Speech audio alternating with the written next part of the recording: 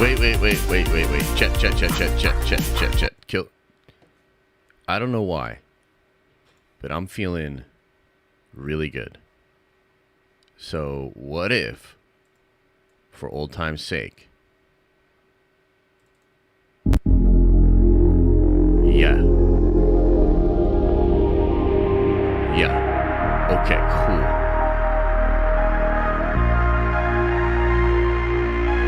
And don't worry. Don't worry. I'm on my way.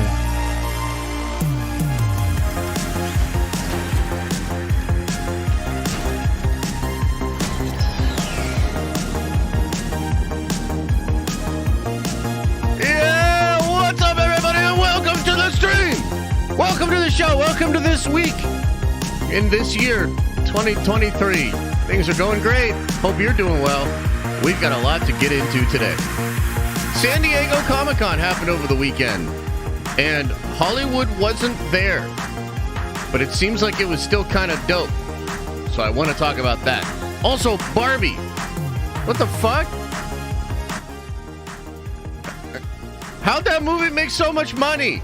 What's happening? I thought it was woke and it was going to go broke. We're going to talk about that as well. And then, something I'm really excited to do. Something I thought, what the fuck? I wasn't even...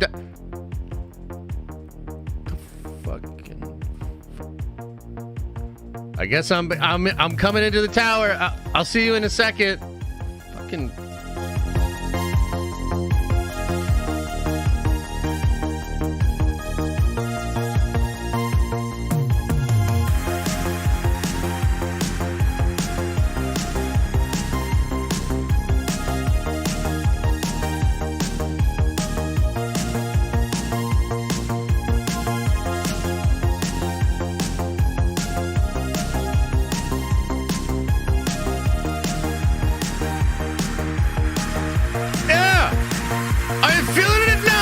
Krabs.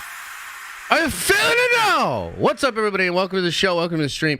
I don't know why exactly, but I'm feeling pretty good. Are you feeling good? I hope you guys are feeling good as well, because I think it's going to be a good week. I've just got this feeling. I don't necessarily even know why, but I got a good feeling, man. I feel like it's gonna be a good one.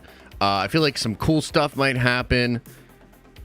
I don't even know, but we'll see. We shall see, everybody. Okay, now as far as show notes go for the week, let me just drop a couple of things for you. First of all, I don't know, maybe a longer stream today. Like, as I look at all these films that we have to rank, it's a lot, dude. So like, it's gonna be kind of lengthy and. Yeah, so we'll just kind of go through that today. We should have Nerd Theory tonight. I haven't exactly spoken to Theory about it, but I would imagine we'd be back at it again, talking about Star Wars, getting excited for Ahsoka. A little nervous as well. Just don't want it to suck and Star Wars to die forever in front of our eyes. That would be horrible. But yeah, so we'll probably have that tonight. Tomorrow, we should have a Nerd Venture stream. I'm excited for that at 11. It is the last week. It is the last week for Secret Invasion.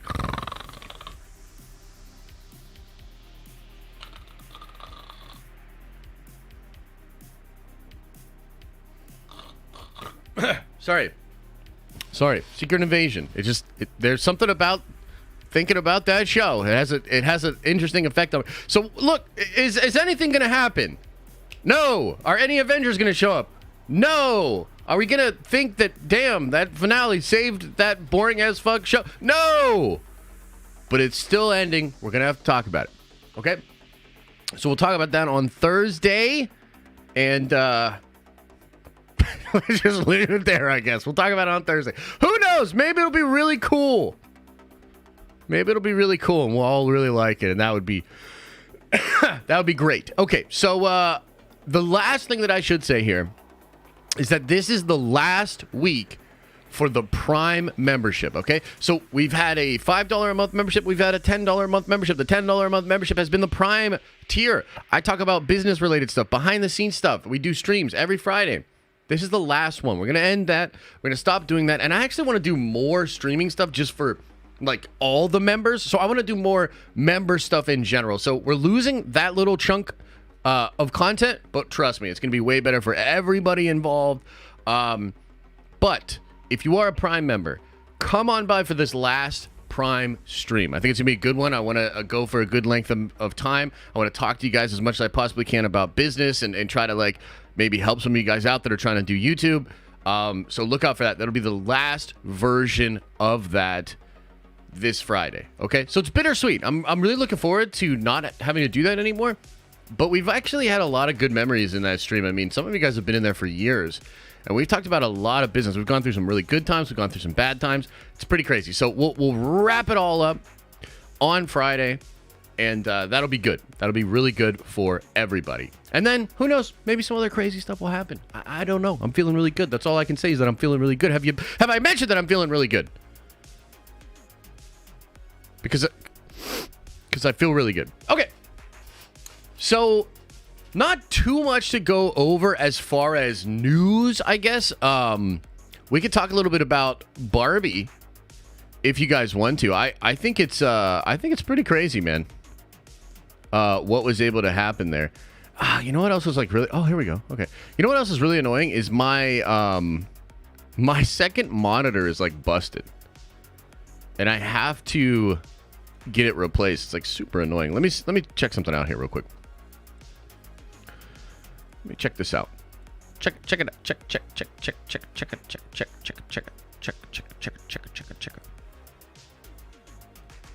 Okay. So it looks fine on your guys here. And then when I look at Twitter, what does that look like? Dude, this is so crazy because on my end, it's all jacked up when I open this up, but it looks completely normal for you guys. That is pretty wild. Okay, so I'm going to have to navigate using what it looks like on stream rather than what it looks like on my monitor. I don't know if you guys have ever had this. It's like half the screen is stuck. And I'm still like it's pretty weird. So yeah, we can talk a little Oppenheimer as well. I know you guys want to talk about Oppenheimer and Barbie. For the record, I didn't see either of those movies. I'm not really sure I will see either of them in theaters. I will see both of those movies eventually, but it just kind of feels like those are kind of movies that I just want to wait for streaming for, right? But having said that, a lot of you guys feel very differently about that because these movies absolutely dominated. Like, I think outside of Batman, this is a best opening weekend for Christopher Nolan.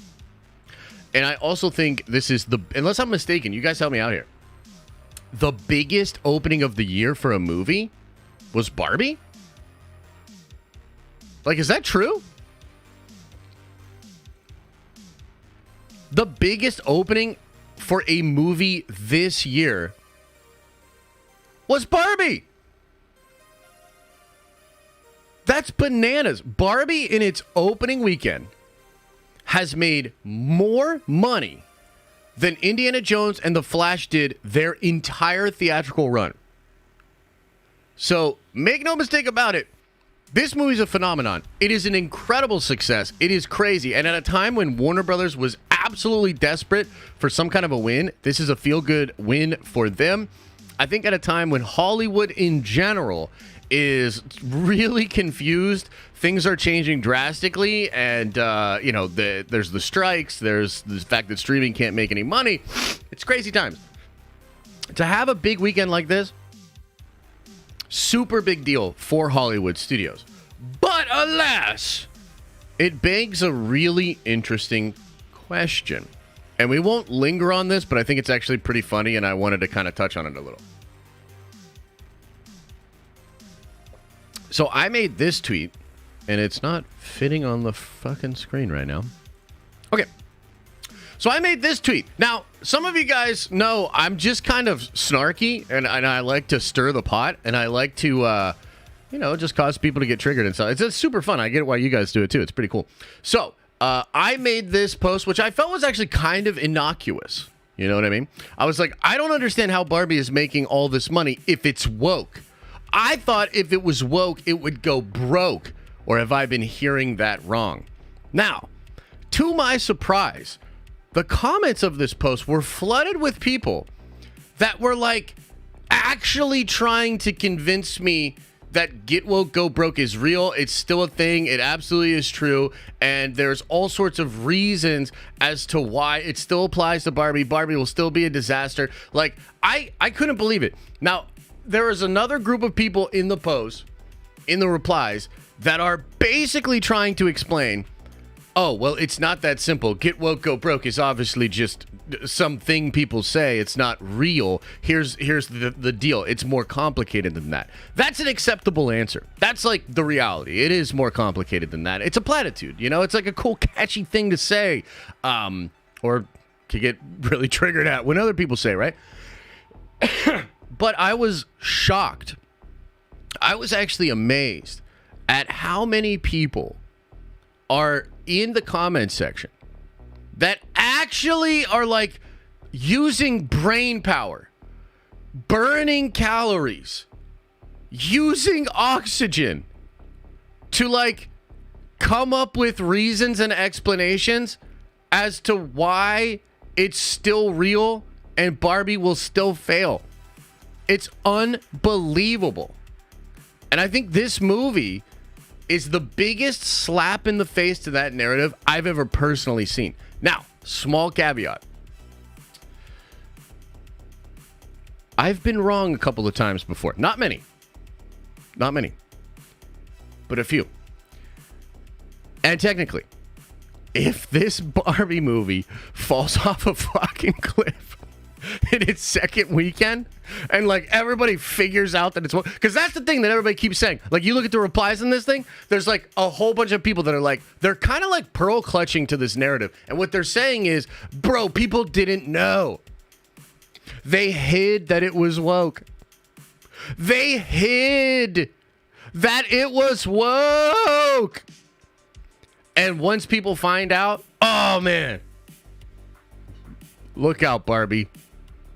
Look out, Barbie. That shit is gonna bomb. I know. Look, I see you guys in chat right now. Literally, some of you people literally are like, that's true. They did hide it. I can't believe it. Guys, come on, man. You'll understand when you see it. Understand what? I understand what, Joshua? You help me out here, Joshua Lewis. I like your name. Educate me. I'll understand when I see it. Understand what? If this movie falls off a cliff and everybody says this is a woke movie and therefore now it's going to fall off a cliff and go broke, then I'll sit back and be like, yo, holy shit, get woke, go broke might actually be real. It's not, by the way. It's just, it's not, and that's not going to happen. But if that happens, I'll probably have to be like, shit. I guess all those annoying motherfuckers in my comments might have been right, but I'll never admit it on stream. You know what I mean? So why is this movie succeeding the way that it is, right? And why has it broken through this whole culture war thing? You know, that really does seem to hurt some films. I mean, you look at Indiana Jones, right? And it feels like Indiana Jones has absolutely been rejected by audiences, and you could make the argument that it was rejected by audiences because of woke shit. You know what I mean? Like, guys, I gotta be honest with you. Like, I kind of think woke is like a word that is, it doesn't mean anything anymore. Like, it's kind of like lost its meaning. But I generally agree that there's still woke things and non-woke things, and obviously. Even trying to explain it right now, my brain is becoming a pretzel, okay? But just for the sake of argument, I think you could point at Indiana Jones and say that it was rejected by audiences in part because it was woke. But here's the thing. I don't even think that's really what happened with Indiana Jones. Like, I think what's going on with a lot of like the anti-woke crowd, right? Is like, dude, it's bizarrely like 1984, actually. And I'm not, look, it's a Monday morning. I'm feeling good. I'm not trying to go this fucking deep. But if you think about what 1984 was really about, and like making it so that language and the nuance of language was taken, and so things were just labeled and then it was that or it wasn't. That's kind of like low-key what's happened with the word woke, which I know is such a weird head trip because a lot of anti-woke people think they're fighting against 1984 shit and the liberal left and all this other stuff. Yeah, wrong. The fucking culture war is a psyop. All of you people that are super engaged with it, you're the ones that are being big brothered. All of you. Okay, let's pull it back just a little bit. Let's get to the context. Let's get to the point. What am I trying to say here? The reality of the situation is when it comes to Indiana Jones, I think the idea of an old hero taking what was, let's just call it what it is, sort of like a more boy brand or like a guy brand, right? That's Indiana Jones. Of course, it appealed to all kinds of women, as Barbie appealed to all kinds of men. But let's just call it what it is. It's a male-dominant, targeted towards boys, adventure type movie. Okay, it sort of appeals to the male fantasy a little bit, right? So that movie changing from its sort of predetermined formula and trying to get like a girl boss character in there, and while also trying to make it so Indiana Jones is this like disgruntled, like they basically have to take him away from his heroic status and kind of make him a shit person to give him an arc in the movie. And I think that is why Indiana Jones was rejected by audiences. Now, you can call that woke, and I don't know if I would even necessarily be able to really argue with you, but I would say that it's more complicated than that. It has less to do with quote-unquote wokeness. It has more to do with the people that would have nostalgic feelings towards Indiana Jones would find many things within the new Indiana Jones movie that are like directly in counter to the things they like. It's like a diametrically opposed formula.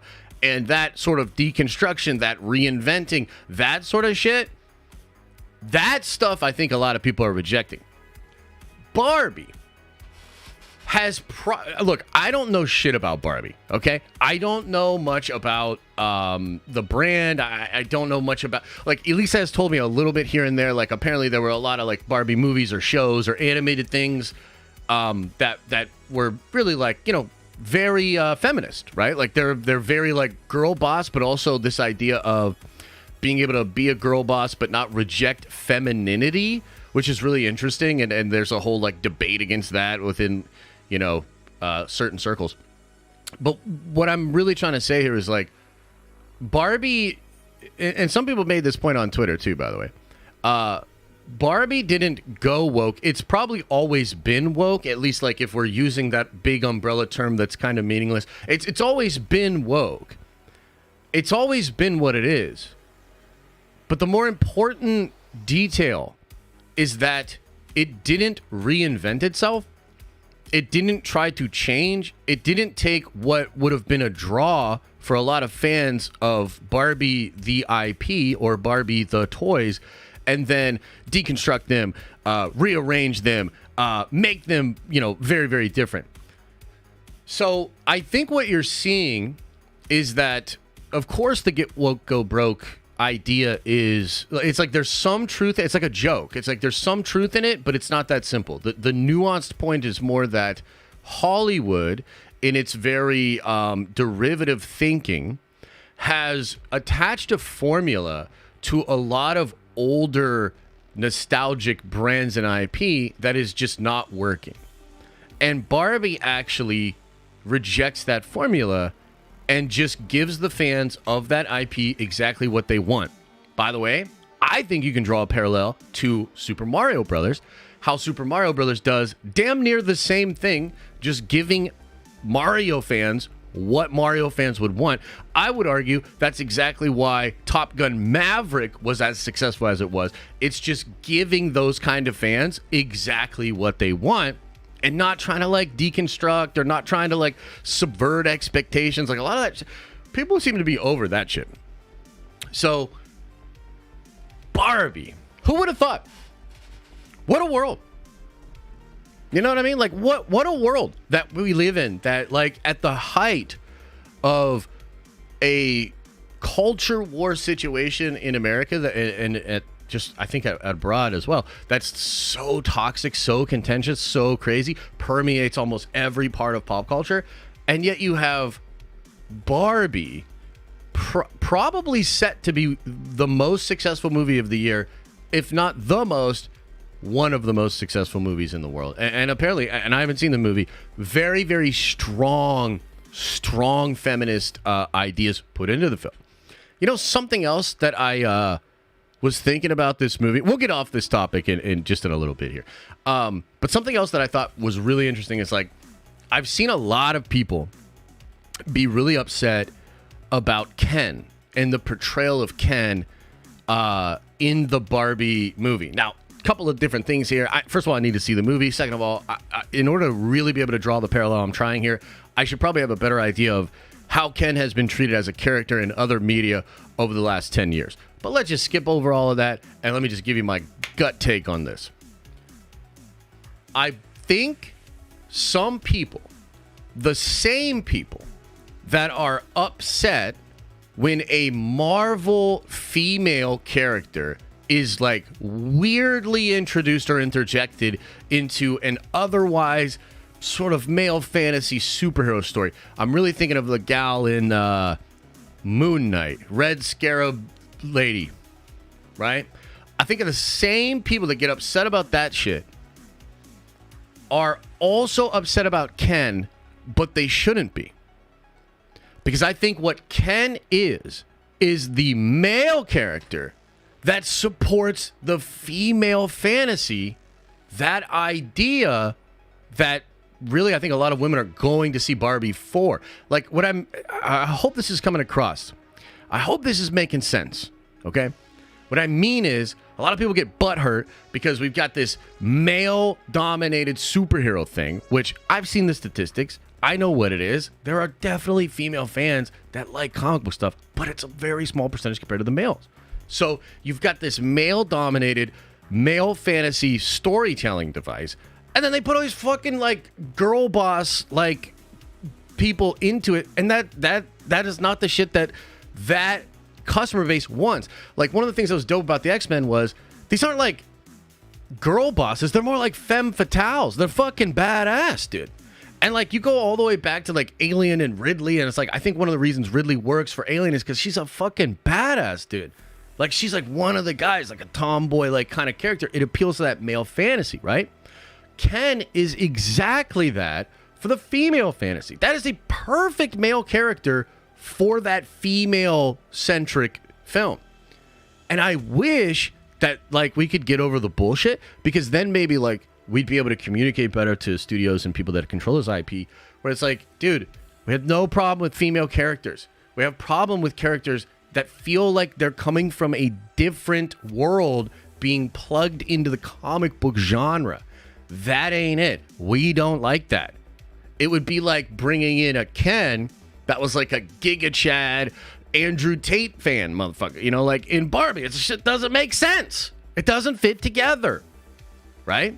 So it's like appropriate vibes and all that.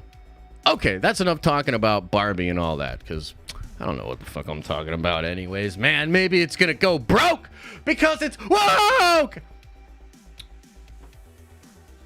Okay, let's talk a little bit about San Diego Comic-Con. Man, if I told you guys how good I'm feeling today, I'm just feeling so good. Let me just take a sip of this espresso here real quick.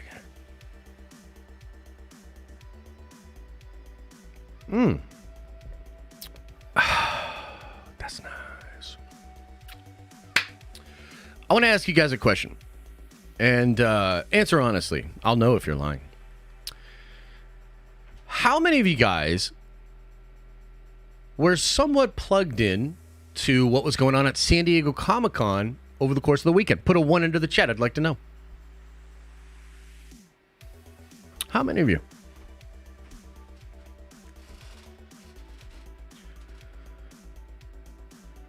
Okay. All about McFarlane? Yeah, he had some dubs. Okay, so it looks like there were some people that were plugged in. It's kind of interesting. Man, I gotta say, I thought it was so cool how it felt like comic books actually got like all the focus coming out of San Diego Comic-Con. Normally it's all about Hall H, and like I was sitting there on Saturday. It's a little bittersweet, to be honest, because man, I would have loved to be doing a live stream that night with you guys, getting excited about Hall H. This Saturday, guys, a year ago, this past Saturday, a year ago exactly to that date, was when they officially announced Secret Wars. We broke all kinds of records in our stream. It was such a cool time, and of course, like I'm still really excited about all that, and I wanted that experience on Saturday. But it was bittersweet because it was so cool to see comic books and comic book announcements taking the headlines, getting a lot of the buzz. And I mean, it really was pretty cool. In fact, there's a couple of fantastic things going on that were associated with my book. First of all, Netho Diaz, who did the cover for my comic book, he got a new gig at Marvel, and he's doing the new Daredevil book, where Daredevil's going to be in his old 90s costume with the like armor, the like samurai style like armor plates and like the blue and shit like that. Oh my God, I'm so excited for that. And that's so cool. And also our colorist got a gig doing a Spawn book for McFarlane. Pretty cool, man. I was like, damn, that's really cool. The boys are blowing up. I love to see it. It's good shit. And just a ton of other really fun stuff, man. I thought a lot of the announcements were really fun. And I would love for comics to become a bigger part of the pop culture conversation. I mean, at this point, like comics, it's such a weird thing because it's like smaller than even manga. There are all sorts of reasons as to why this happened. It's, again, not as easy as get woke, go broke, right? But a little bit of truth in that.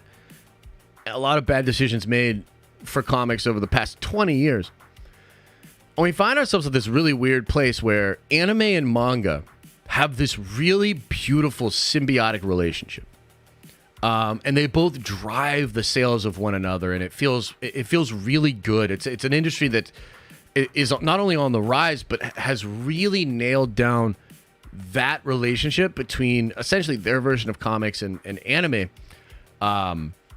And comics are nothing like that. At a time when Disney was making billions and billions in the box office off of comic book movies, comic book sales were like at the lowest point they've been in a long, long time, you know? And that sucks. And so I just wanted to touch on that because I thought it was so cool. And it made me want to like pick up more books. It made me even want to make content about comic books, you know? So I hope that maybe something that could come out of the strike, and you know, New York Comic Con is around the corner as well. We're gonna do a meetup there. It's gonna be really dope. Maybe we'll get some other cool comic book kind of ideas and stuff shown there. But man, it would be great to see comic books rise in prominence, man. That would be really, really cool. So I don't know. I just wanted to throw that out there because a little bittersweet over the weekend, but I had a lot of fun watching the different announcements come in. Marvel Legend figures look incredible. There's a whole bunch of figures that look absolutely incredible, and a lot of fun stuff coming for the books too. So I'm excited about all that. Is there anything else we should talk about before we get into this tier list here? Chat, any other news that came out? Anything else?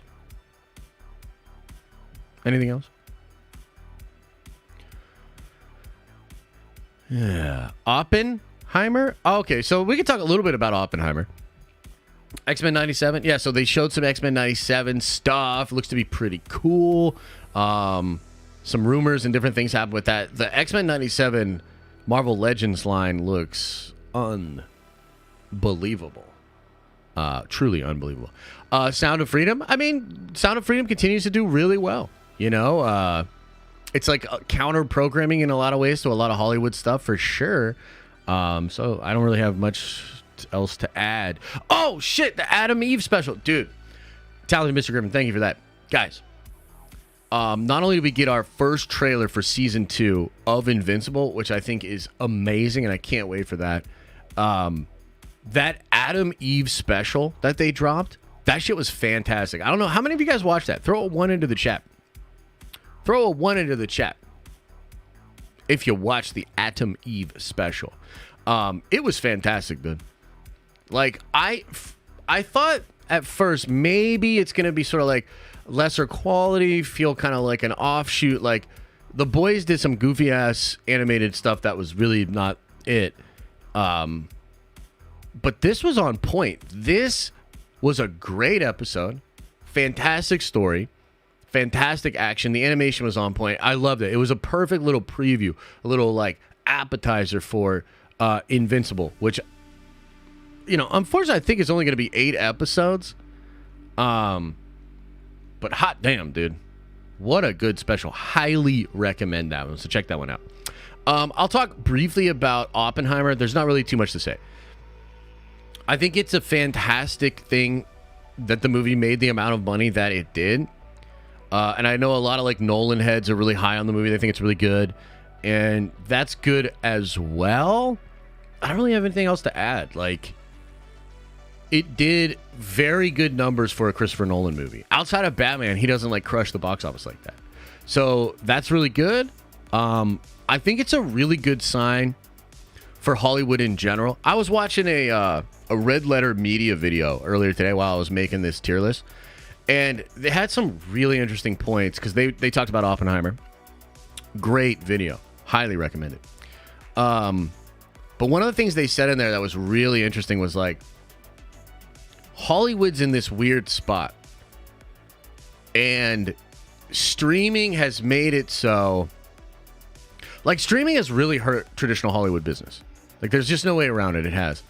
And they were talking about, like, well, what is this going to lead to for the studios? And apparently there was another situation like this in the 60s where a lot of the studios went broke because they were spending all these money on, like, huge productions, like the old Cleopatra with Elizabeth Taylor and stuff, and those movies just didn't make money. And so what then you had in the 70s was in the 70s is, in my opinion, is like the best era of American movies ever. And you have like Sidney Lumet, and you've got Coppola, and just all kinds of like really creative filmmakers that had to make great stuff with like low budgets and a lot of imagination. So you get this like incredible era of 70s movies that really do kind of change the genre and change movies. And I wonder if we're going to head towards something like that because, you know, these studios are like, I think, way more in trouble than they're leading on, which is why the strike is such a weird, scary thing, right? Why did Bob Iger get out in front of people like and say at the start of the strike that it's like disturbing? Like, why would he do all of that? Because, like, that's how bad it is. That's how much it's going to hurt them and the entire Hollywood system. And you think about somebody like James Gunn that's about to do Superman Legacy. Like, what are they going to give this guy? Like, $50? But here's what's beautiful about that. It could be the case that great filmmakers and true visionaries will be able to make incredible stuff on a lower budget and sort of use the constraints as a launch pad for creativity. Like, I was talking on Twitter recently about The Creator. I think it's Gareth Edwards, right? Gareth Edwards, The Creator, apparently cost $86 million to make. I don't know if that's 100% true, but that's what they're saying. $86 million. And, like, you look at the goofy-ass Flash, you look at Quantum Mid-Mania, these movies cost more than twice that. And they look like shit.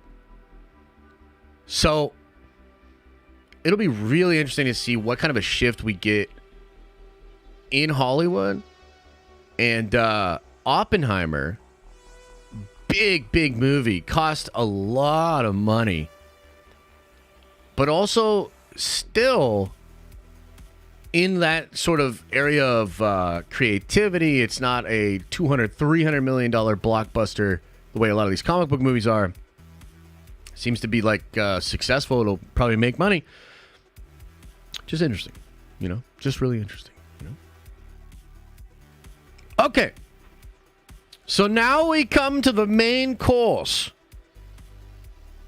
The main course of today's stream. Comic book movies, ladies and gentlemen. Comic book movies.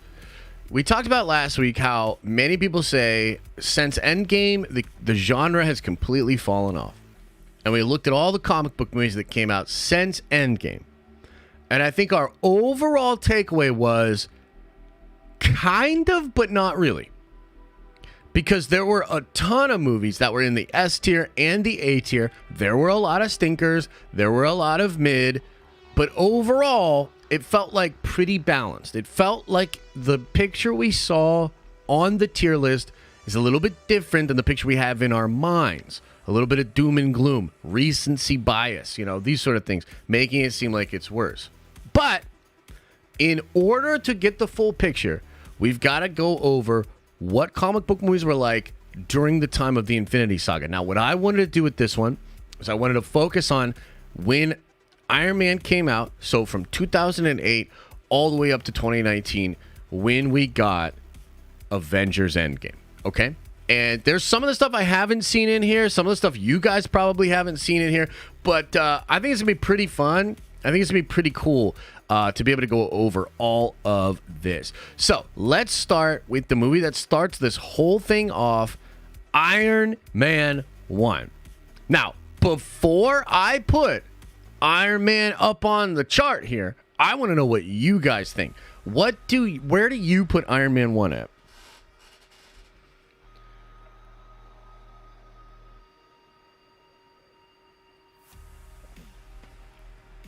Look at that. It's like A's and S's. And I got to agree, man. I tell you, it's a tricky one because it's definitely between S and A. I will tell you this. At the time, when it was 2008, that shit was S. Like, it was absolutely top tier. 100%. It showed that you could do incredible things that I don't think any comic book movie had done before that. Even the X-Men, even your Blades, even all those other things. Iron Man did some shit that was truly unique and different. And it kind of sets up the modern era of comic book movies. I kind of want to put it in S tier. I have revisited it recently, and I'm going to have to put it in the A tier.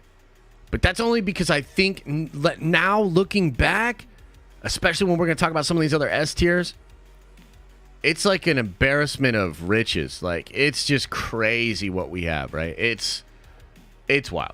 Okay. So, next up on the list. Let me get this pulled up because I want to go in order here. The Incredible Hulk. Where do you guys put the Incredible Hulk? Where do you put the Incredible Hulk? I'm curious.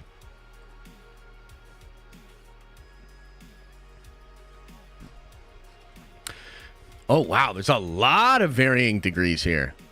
Wow. A lot of varying degrees. Man. I'm going to put it in the B tier. Okay? I'm going to put it in the B tier. It's measurably worse than Iron Man for a couple of different reasons. I still really like it, though.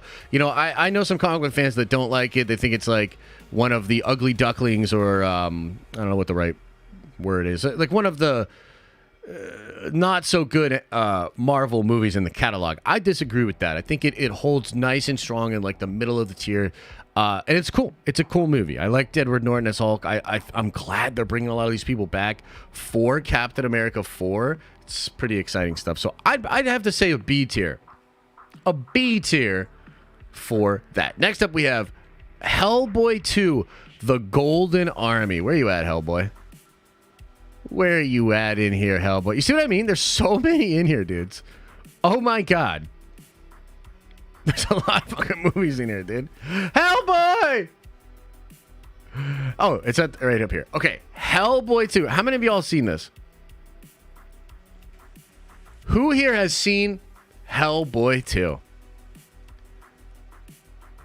Yo, this might shock you. Hellboy 2 is A. Hellboy 2 was real good, dude. Hellboy 2 was awesome. There are a couple of issues with it, But dude, go back and watch Hellboy 2. Stands up. It's awesome. Del Toro doing his thing. They build off a lot of stuff from the first one. I think the Golden Army itself at the end is really cool. Dude, Hellboy 2, kind of fire. Really, really enjoyed that one. Okay, Punisher Warzone. Ron Perlman about to show up at your house. I know, right? Fucking Ron Perlman. A lot of ways you could lose your house. A lot of ways. One way is, who the fuck said that? Ron. Okay. Punisher Warzone. It is poop, guys. It is real fucking bad. Recently tried to rewatch it because the late, great Ray Stevenson passed. Definitely was like, feeling that. I think Ray's a good dude. Excited to see him in Ahsoka. I just watched another movie with Ray Stevenson. Oh, The Other Guys. Did you guys know that he's in The Other Guys too? Punisher Warzone is fucking awful, dude. Like, it is so bad.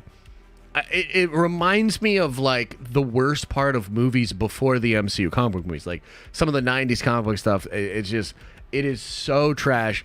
Very few redeeming qualities.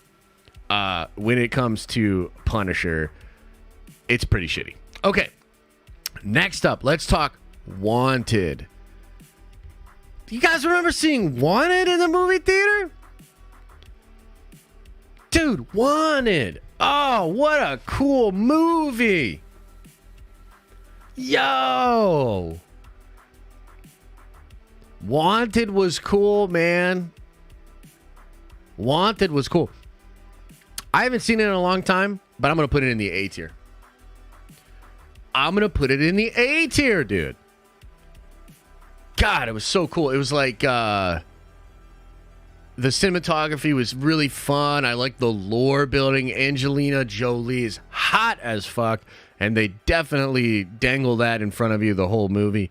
It's a really well put together comic book movie. I think it's elevated in a lot of ways from what was happening with the genre before this time period, right? Which happened, unfortunately, a couple of times during this time period as well. It's really good, man. You guys, if you haven't seen it, you gotta see it, man. Wanted was incredible. Okay, The Dark Knight. We don't even really have to talk about this too much.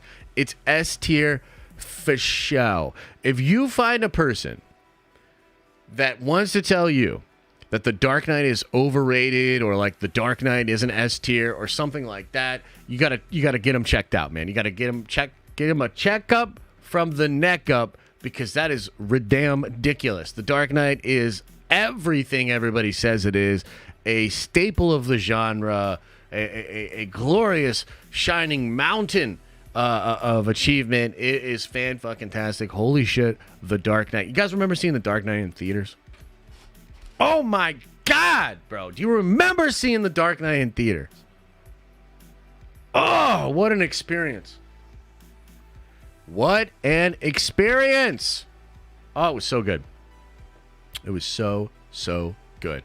Next up, The Spirit. I'm curious, how many of you guys even know what The Spirit is or saw The Spirit? Because we're going to have to do a little like TLDR on The Spirit here. I'm not wearing hockey pads. Yeah. So, okay, interesting thing about The Spirit. Couple of things. First of all, Will Eisner. One of the big things that happened over the course of the weekend at San Diego Comic-Con was they gave out the Eisner Awards, okay? Eisner, huge deal. Entrepreneur, cartoonist, work with Disney. Incredible dude. Will Eisner, who they literally now do the comic book awards. It's like the Oscars for the comics. That guy, one of his stories was this guy named The Spirit. And this thing ran for like 50 years or something. It was crazy. But The Spirit, not known by a lot of normies, not really known by people outside of the comics game. Frank Miller, who helped Robert Rodriguez. This is so interesting. When he made Sin City, which I think came out in 2005, a couple of years before this list. But Sin City was an achievement in the comic book genre as well. And the thing that's crazy is Robert Rodriguez co-directed it with Frank Miller. He brings Frank Miller on, not just as like a partner, a creative partner, but to like actually help him direct the movie. So Frank Miller turns around after this and says, well, I just learned all this stuff from Robert Rodriguez, so I can now direct my own movie without Robert Rodriguez, make it look like Sin City, do the spirit, and it's going to be great. And it bombed. It bombed. It was a massive failure. Cost the studio a ton of money. But here's the thing. I kind of like the spirit, dude. Like, it's wild. It's definitely not as dope as a lot of the stuff that's on this list. If you're ever like kind of feeling it, it kind of walks the line between what a bunch of those old school comic book movies were like and what the new shit was like. Where's the spirit on here anyway? Oh, here it is.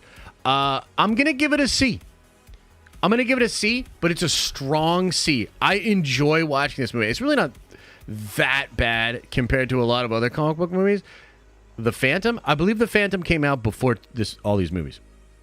I could be wrong. Somebody help check me out on that. But Billy Zane, The Phantom, come on, man, that shit was good. So yeah, I say the spirit is good. A lot of people will tell you the spirit is poop or D. It's really bad. I don't agree with that. I think it's actually pretty fun, and you should watch it. Check it out. It's good stuff. Okay, next let's get into the year of 2009. 2009 was one of the best years for movies just in general. One of them that came out in 2009 that I think sort of proves that Zack Snyder was ahead of his time. You've heard this expression before. Ahead of their time. One of the things that's like, I just really, really feel like a lot of the time that shit gets thrown around and it's hyperbole. It's like whatever. I think when it comes to Zack Snyder, there's a strong argument to be made that he was ahead of his time. That audiences were not ready then for what he was doing. And now there's an even greater appreciation of the man's work moving forward. I'm going to tell you right now that Watchmen is S tier. That's right, I said it. It's S tier. Go ahead. Get it out of your system. Get it out of your system. Go ahead.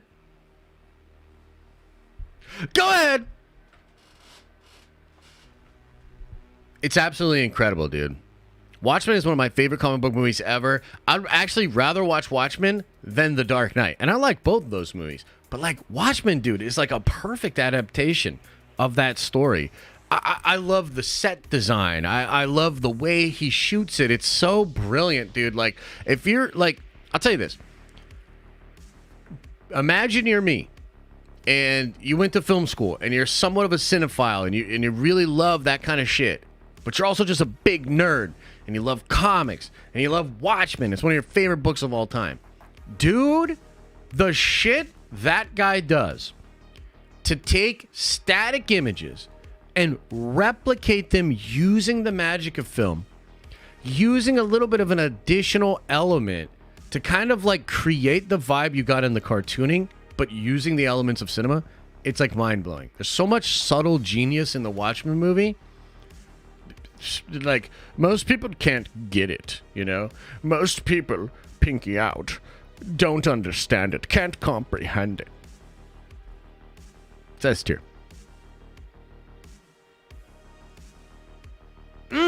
S tier, mother truckers. Okay, next up, let's go to X-Men Origins Wolverine. Is this it right here? Is that it? I think this is it. Okay. X-Men Origins Wolverine. It's poop. It is poop.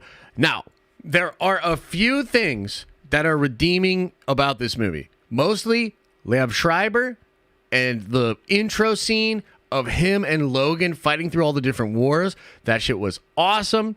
There is some decent action in the film as well. But overall, this is one of the worst fucking comic book movies ever made. Holy shit, I can't believe they took an incredible character like Wolverine and then they so the story goes, guys. I don't know, maybe some of you guys don't know this. It's actually pretty cool. Hugh Jackman convinces Ryan Reynolds to join the movie as Deadpool. Okay? They obviously fuck that up and make it the worst Deadpool ever. But Ryan Reynolds is now kind of obsessed with Deadpool. And he's now kind of butthurt about what they did to his Deadpool in this film. And that takes Ryan Reynolds on a trajectory of wanting to be involved in an actual Deadpool movie. And then years later, he convinces Hugh Jackman to come back to the role of Logan. It's like a really fun kind of full circle story. So maybe we had to sit through this bull crap to be able to get the absolutely incredible shit that we've gotten with both Deadpool movies, and we're all really looking forward to Deadpool 3, baby. Yeah, man. The movie released online without CGI like 3 months before it came out in theaters. I don't remember that. That's kind of wild. Okay, but yeah, X-Men, Wolverine's origins, super weird. So, yeah, you got some bad stuff, you got some good stuff. What the? Am I not logged in here? Hang on. What's going on with the music? Chat.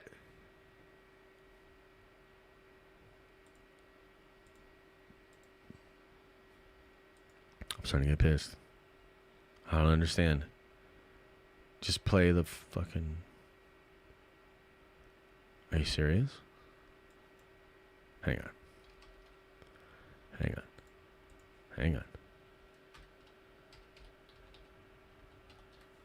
I just want to have some cool music in the background. Why does it have to be so hard? Okay, cool. We're good. Okay, where were we at? So we go from like one of the best to like one of the worst. Now, let's talk about Kick-Ass. How many of y'all saw Kick-Ass, dude? How many of you guys saw Kick-Ass?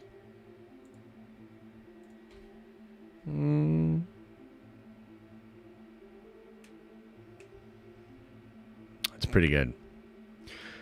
It's another one that's kind of hard to place between A and S. Kind of hard to place between A and S. I'm going to give it A. Here's what's weird, though. It's like, I'm going to give it an A, but literally, you can't make a better Kick-Ass movie. You know what I mean? Like, it's an A, but like if you're a Kick-Ass fan, it's an S.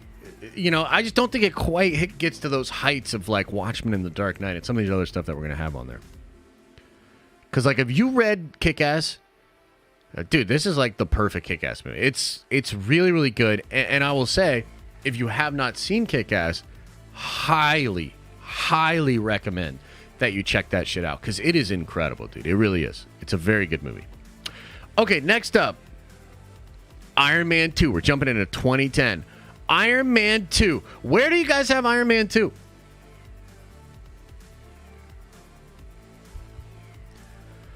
Where do you have Iron Man 2?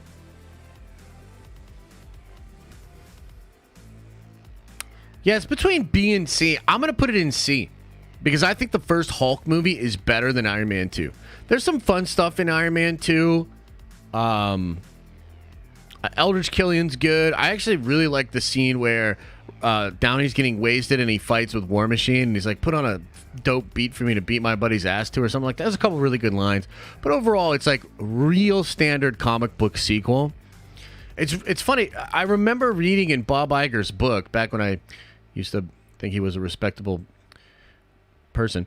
I remember reading that Steve Jobs himself had like called Bob Iger and said, Iron Man 2 sucks. What are you guys doing? And the more I thought about it, the more I was like, yeah, it kind of does, bro. And it's definitely just standard copy pasta sequel, you know? And I think that movie, and especially Iron Man 3, just kind of fizzling out. Like, here's something that's kind of interesting about Marvel Studios in general.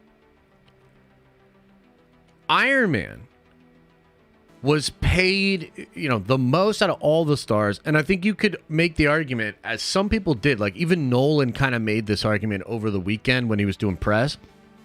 It's the best casting in the history of Hollywood.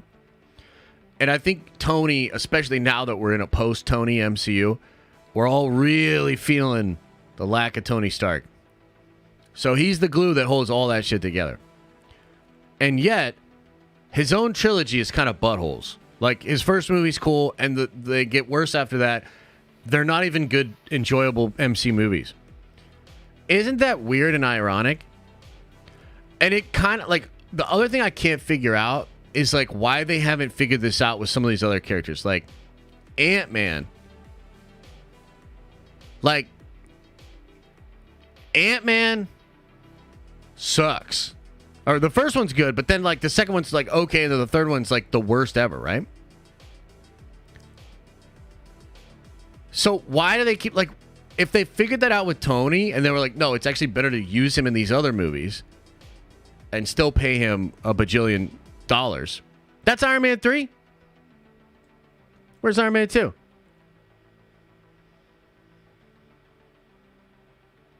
Huh?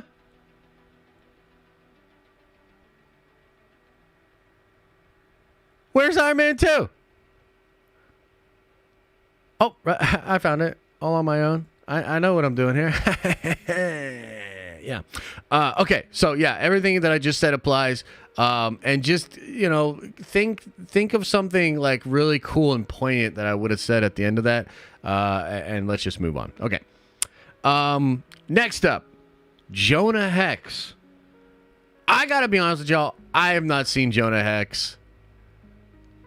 Has anybody in here seen Jonah Hex? 2019 Hellboy? Hell yeah, man. Has anybody seen it? Was it good? Was it any good?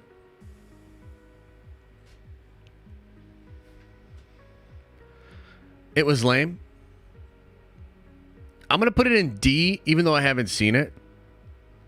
And I do want to just bring up one thing about Jonah Hex. This was at the height of Megan Fox, the Megan Fox era. Megan Fox, a big deal in that movie. Yeah, we'll put it in D. I just can't necessarily say it's poop because I haven't seen it, but I'm sure it's pretty bad. Scott Pilgrim vs. the World.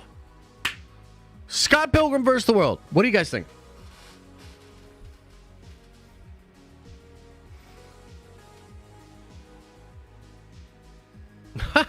What the fuck, dude? Scott, I'm gonna probably shock some people here. Scott Pilgrim is an S tier movie. It is one of the greatest comic book movies ever made. There it is. It's one of the greatest comic book movies ever made. It does everything you want an S tier comic book movie to do. It pushes the genre forward, elevates the characters. It feels like a comic book movie. Dude, Scott Pilgrim is incredible. It's one of my favorite comic book movies ever. Absolutely love that flick. You know, the sound design. And it's Edgar Wright, unless I'm mistaken, right? Absolutely incredible, man. Such a good fucking movie. If you haven't seen it, highly recommend Scott Pilgrim. So good. So good. S tier for show. Okay. Kick-Ass 2. This is unfortunately one of those cases of like sequel not as good, but not terrible. Actually, super fun. Jim Carrey's cool in it. It's fun, man. It's a fun movie. So I think it's pretty good. You know what? I don't know. It's between B and C. I'm gonna give it a B. But then it's like it really is Iron Man 2 level. Nah, fuck it. It's C. It's C. I'm gonna say it's C. Sorry, I'm changing my answer. It's C. Yeah, C plus. C plus. But definitely good. Still an enjoyable time. I think as a Kick-Ass fan, you could like both of those movies. It's not one of those examples of like, yo, the sequel's terrible. It's not terrible. It's just not as good. Right? Okay. Red. How many of you guys have seen Red? No V for Vendetta? When did that come out? When did V for Vendetta come out?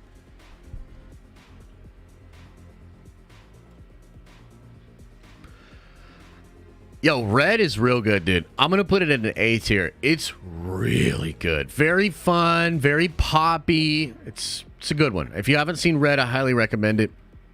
It's one of those kind of like, just like Wanted, like less mainstream superhero comic book that was pretty popular.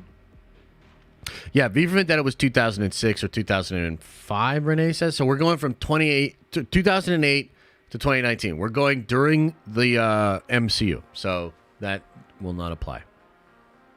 It's a good movie, though. I like V for Vendetta. If I was going to put it on here, it would be A. It's very close to S. It's a very good movie. Okay, Red. Pretty damn good. The Losers. This one I actually have not seen. But I think, ironically, I'm pretty sure Megan Fox is in this movie as well. Somebody double check me on that, but I'm pretty sure Megan Fox is in that one, no? No? No, she is not? Bro, you're high? Zoe Saldana? Losers is easy B, maybe A? Really? Okay, well, maybe I want to check that one out then. I'm going to keep it in D, but I definitely want to check it out. If you guys are saying it's that good, that's interesting to me. I'll check it out. Cool. Okay.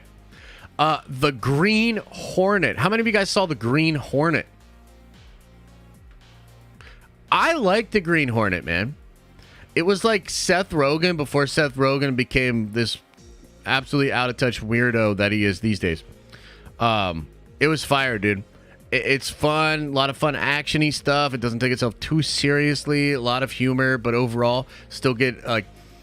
It sort of lays the groundwork for what I think Rogan is doing a lot these days with different things, like even The Boys, but before that, Preacher, just some like, you could tell the dude definitely understands the genre, even though he puts his own spin on it. So I thought Green Hornet was a B. Actually, kind of enjoyable.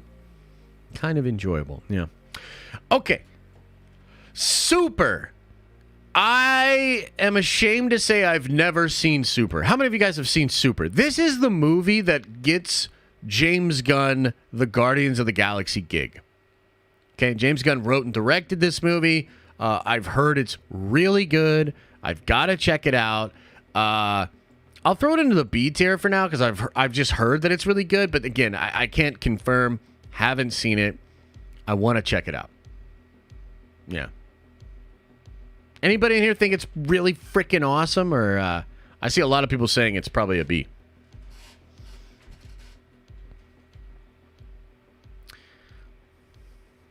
You saw it? It's dark AF. Yeah.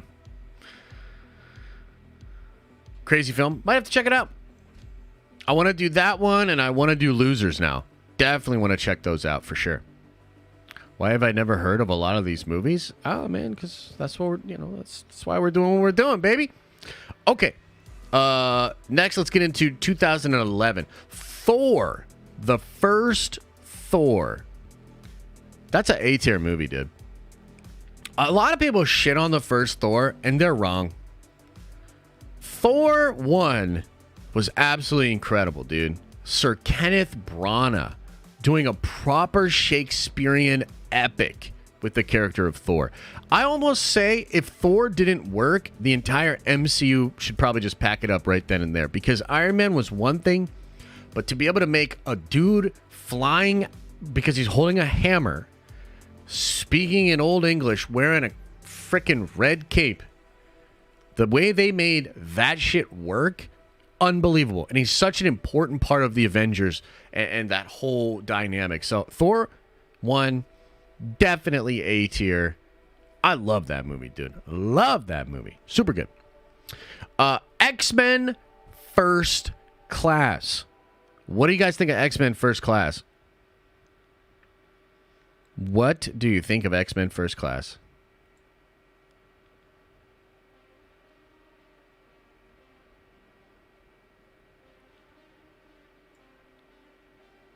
It's an S-tier movie, dude. One of the best X-Men movies they've ever made. Maybe the best X-Men movie they've ever made. To me, it kind of rotates between X2, Days of Future Past, First Class, and I think Logan kind of is the best one, but that's kind of different. It's not necessarily an X-Men movie, but I would say those three movies kind of rotate for me as being the best X-Men movies. And I believe this was Brian K. Vaughan, right? Who directed it? Or was Brian K. Vaughan, is he the comic book writer that was producing? Who's the guy that directed this? Somebody help me out here. Who was it? Oh, it's Matthew Vaughn. Okay, yeah. Matthew Vaughn. Yeah, I think he did an incredible job. I really wish he would have stuck around. This is the only one he does, unless I'm mistaken. And other people take over the characters after that. But damn good movie. Love the portrayal of the young Magneto and the young Professor X. Crazy that they perfectly cast those characters twice over at Fox. Pretty unbelievable. Captain America, the first Avenger, which I actually think came out. It came out after Iron Man 2. That's wild. Captain America, first Avenger. What do you guys think? Captain America is also an easy A. Unbelievable movie. You know, it didn't resonate. Oh, that's Winter Soldier. It didn't resonate with people as much as some of the other Marvel movies. But Captain America 1 is an A-tier movie. Where is it even at in here? Do I even have it in here? Oh, no. I don't think Captain America's on here. No.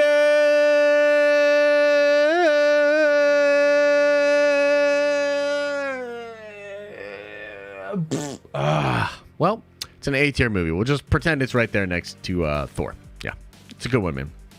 Really like that movie. Okay. Green Lantern. Green Lantern. First of all, how many of you guys saw Green Lantern? Put a 1 into the chat. If you saw Green Lantern in the theaters, put it into the chat.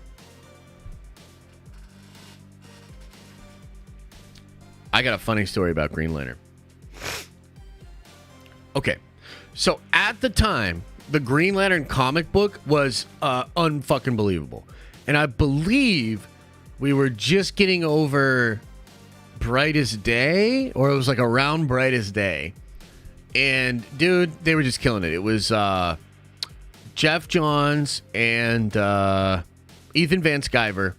And holy shit, that was a legendary run on Green Lantern. If you're a big Green Lantern fan, you know exactly what I'm talking about. The shit was sick as fuck. So I love the Green Lantern, okay? And I did the thing that a lot of fans can do, and that's that I put on these rose-colored glasses, and I convinced myself that Green Lantern was a good movie. Not only did I convince myself, I remember I was in college, and Green Lantern was playing at the Dollar Theater, okay? They don't have this theater anymore, but they're used... I don't know. Do you guys have Dollar Theaters? There's a theater... We used to have a theater where after the movies, like, were in the big theaters, they would give all the reels to the Dollar Theater, and then you could go over there at, like, a huge discount. Literally pay $1 and go see Green Lantern, okay? And I took my friends... I convinced them. It was my two of my really good buddies, my roommates at the time, and I convinced them. And we went on a Tuesday, which meant that it was 50 cents a ticket. Okay? And I went in there, and I don't know if you guys have ever had this experience where you think something's really good, and then you watch it with other people, and you slowly realize how shit it is. And my friends, like, this is how bad Green Lantern is. My friends were fucking furious with me. They were so angry. And they spent 50 cents, dude. They spent 50 cents to see this movie. And yet they were still so goddamn mad at me for forcing them to go see this movie, convincing them it was good, and then costing them 50 cents. You know a movie's bad when people that paid 50 cents are upset and think that they have wasted their money. I have to admit, it's a poop movie. It's a poop movie, and I can't believe it. There's some cool stuff in the film. Mark Strong as Sinestro. Inspired casting. A lot of the scenes on Oa are so damn cool. Are you kidding me? Kilowog looked awesome. But alas, it makes all the classic 90s mistakes. Absolute shit show. It's pretty bad. I still have a soft spot for it. But, yeah, it's pretty bad. Okay, Cowboys and Aliens. Yes, this is based off of a comic book. How many of you guys have seen Cowboys and Aliens? Armored Core 6 has multiplayer? Yo, let's get it. When does that drop? Yeah. Cowboys and Aliens is an A, dude. And I think a lot of people will say it's a B. It's great, dude. Directed by Jon Favreau. Starring Harrison Ford and Daniel Craig. Guys, it's really fucking cool. Like, I really like the movie. I think it's pretty fun. It falls apart a little bit in the third act. But overall, really fun. Also, I think Megan Fox, big part of this movie. Chat, double check me on that. Megan Fox, Cowboys and Aliens? Pretty sure she was in that.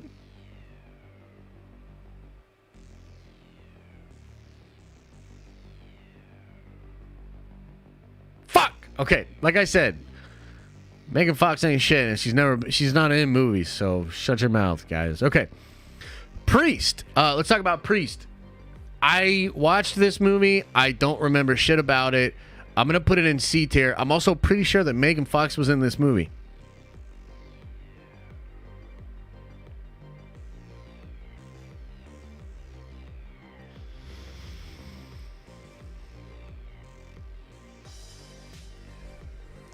Megan Fox?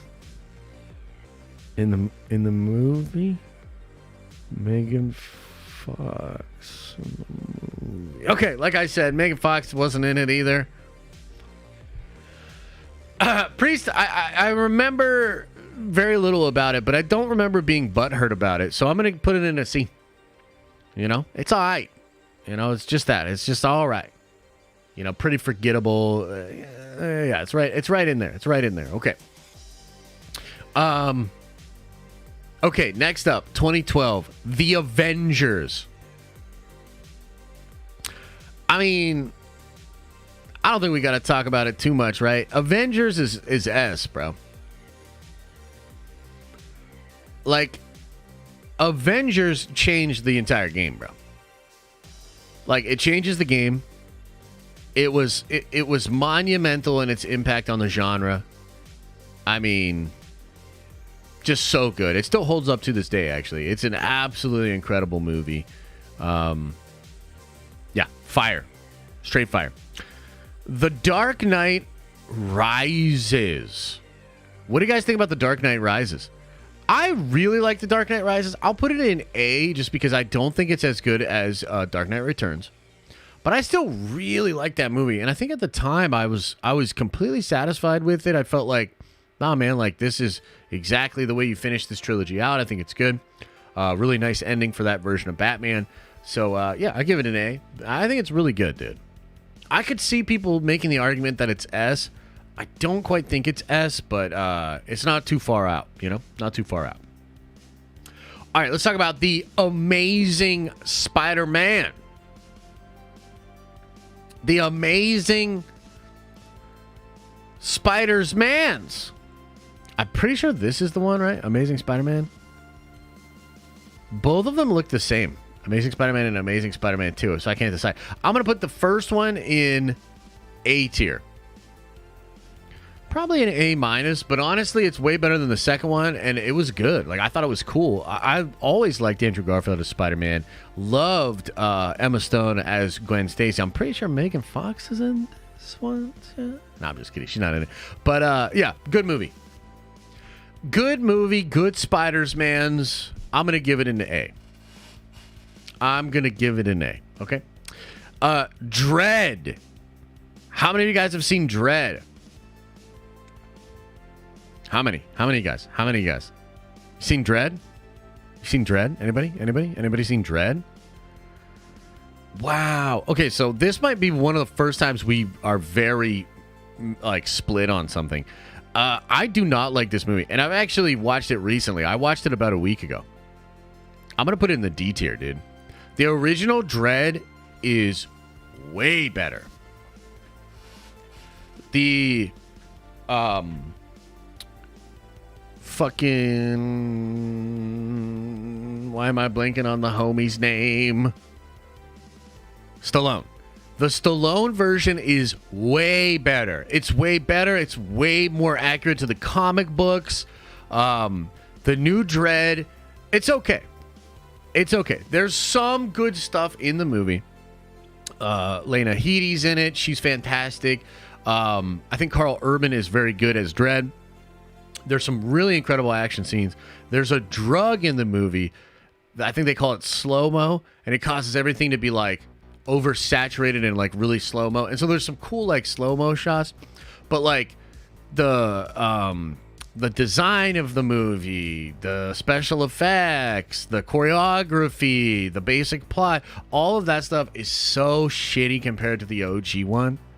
Like, nah, bro. Like, it's nowhere near what the old one was. I love the old Judge Dredd movie. And the new one just ain't it, in my opinion. Okay. Ghost Rider, Spirit of Vengeance. What do you guys think of Ghost Rider, Spirit of Vengeance?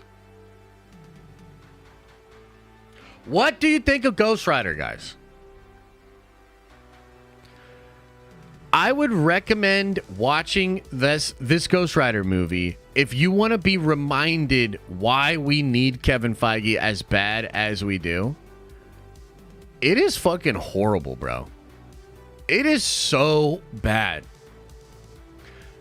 Megan Fox is in this one, I'm pretty sure, right? No, I think it's like Eva Longoria or something.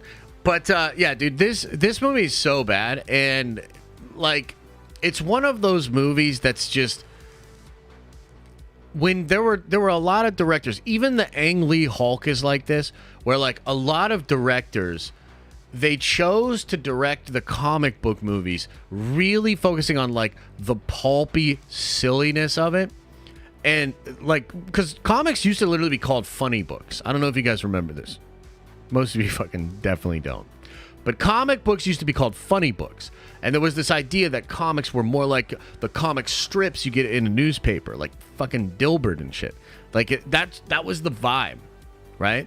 And then like you get some of these people like Denny O'Neil and Frank Miller and some of these guys that take these characters into a more serious direction, and that kind of catalyst into like the Silver Age of comics, and it's like a lot of good stuff. But the Golden Age was really campy and pulpy and weird, and this is a movie that unfortunately embellishes a lot of that, and it doesn't do anything really unique with the genre. Like, imagine Sam Raimi, Multiverse of Madness style, taking on the character of Ghost Rider. That I would want to see. What happened in this movie was like, it was bad. It was really, really bad. But try to check it out, because it will make you appreciate a lot of the MCU a lot more, okay? Okay, Iron Man 3. Dude, this one's bad. I can't quite give it poop, though, because it's Shane Black, and there's a lot of really good cinema in this movie, but it's just so not what Marvel fans wanted. Yo, y'all remember seeing this one in the theaters? This was the first time I remember the first time as a Marvel fan being like just really not liking what I got. Even Iron Man 2, at the time I was like, dude, Iron Man 2 is kind of lit, like I liked it. Dude, Iron Man 3 was the first time where I'm watching the MCU and I'm like, bro, what the fuck was that? And I've tried it a lot since then. I love Shane Black. Kiss Kiss Bang Bang, amazing. Absolutely incredible, okay? I've tried so many times with Iron Man 3, I just can't do it, dude. I just can't do it. It feels like a completely different genre, and I really don't like it. So there's some good stuff in there. I think really what this movie was like maybe one of the first times that Feige kind of allowed somebody else to play in the sandbox and not have him just come over and slap their hand all the time. Feige, classically very controlling with a lot of this IP. And perhaps some stuff like Iron Man 2 made him realize, well, maybe I have to actually let like True Vision come in, get some people that actually have an idea that they want to do to push the genre forward. And so he lets Shane Black a little bit too much all over it. Yeah, That's just I don't like it. I really don't like Iron Man 3. Some of y'all probably like it, right? Like, I know there's people out there that probably like it, but nah. Okay, Man of Steel, S tier. I don't want to talk about it. I don't want to argue about it. I don't want a bunch of freaking Zack Snyder hater, whiny baby, boo-boo, poo-poo heads coming in here and saying any goddamn thing about this. Man of Steel is S tier. It is a fucking masterpiece. Okay, moving right along. Thor: The Dark World. Oh, man. Oh, man. It wasn't good. It wasn't good.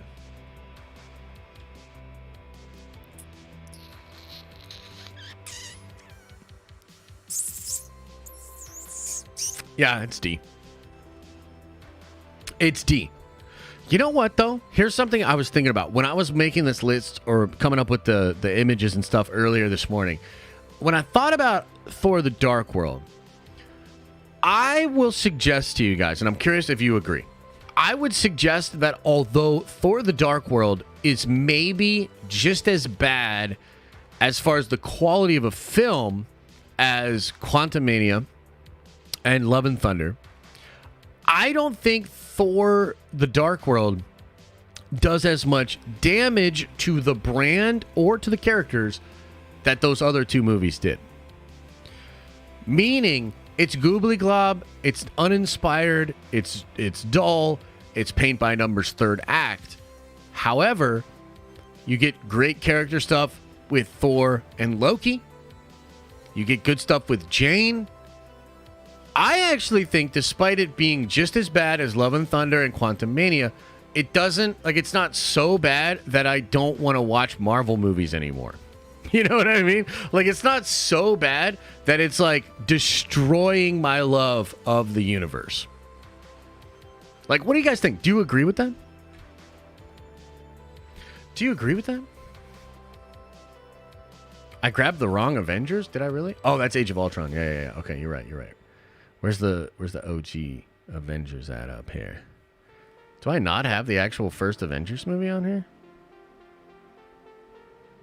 What the shit? How did I miss that one? Or is it on here and I'm not seeing it?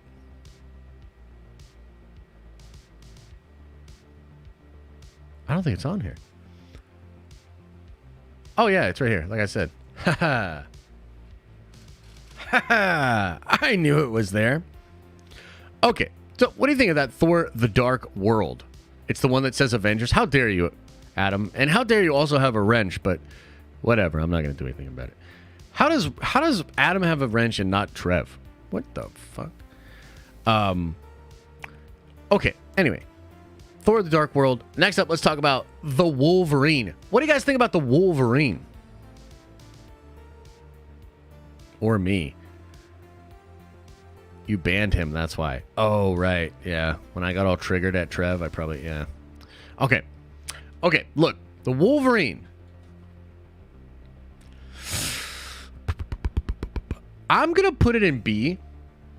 But I will say, dude, that... I mean, it's way better than Origins. You know? It's actually pretty cool. There's also... I believe this is the one that had the Rogue cut. And the Rogue cut is really fun. If you've never seen the Rogue cut, that's a really cool version of this movie. And this movie also is what ultimately gives us Logan. Because at first, and this was so crazy, I don't know if y'all remember this, but at first, Del Toro was going to direct this Wolverine movie. But it was going to shoot in Japan, and this was around when Japan had a bunch of their nuclear facilities had like some weird leaks and shit like that. And so I remember like Del Toro backs off of that. At least I think it was Del Toro. Was it somebody else? I'm pretty sure it was Del Toro that was going to do this movie, and I was really excited. And then we get, I believe, you get the beginning of James Mangold. I think James Mangold does this movie, correct? And I'm pretty sure Megan Fox was in it too. Let me see here. The the Wolverine. Da-da-da. Yeah, James Mangold. So instead of Del Toro, we get James Mangold, and I'm like, yo, I like James Mangold. And then he forms a bond with Hugh, and they end up kind of collaborating then further on Logan, which was like, whoa. I mean, like, that's S tier. Spoiler alert. But yeah, so this movie's kind of crazy in the sense that it kind of takes us to where Logan ultimately goes. And it's a nice stepping stone up in quality from Wolverine Origins. Okay. Kick-Ass 2. We already did that one. Red 2. Red 2's aight. I'll put it in the C tier. It's not terrible. Damn sure not as cool as the first one. The first one's really good, though. So not a bad 1-2 punch. You know, very similar to Kick-Ass, where you've got one really good one and then one that's like, okay. You know? So, not too crazy there. Okay, next up, The Winter Soldier. Not too much to say here on The Winter Soldier. Is one of the greatest comic book movies ever created. It is absolutely S tier. It's still probably what do you guys think? Do you think it's still the best? I think it's still probably the best the MCU's ever done. There are other movies that are just as enjoyable, but like I sit down to watch The Winter Soldier and I'm just like my mind is blown over and over again.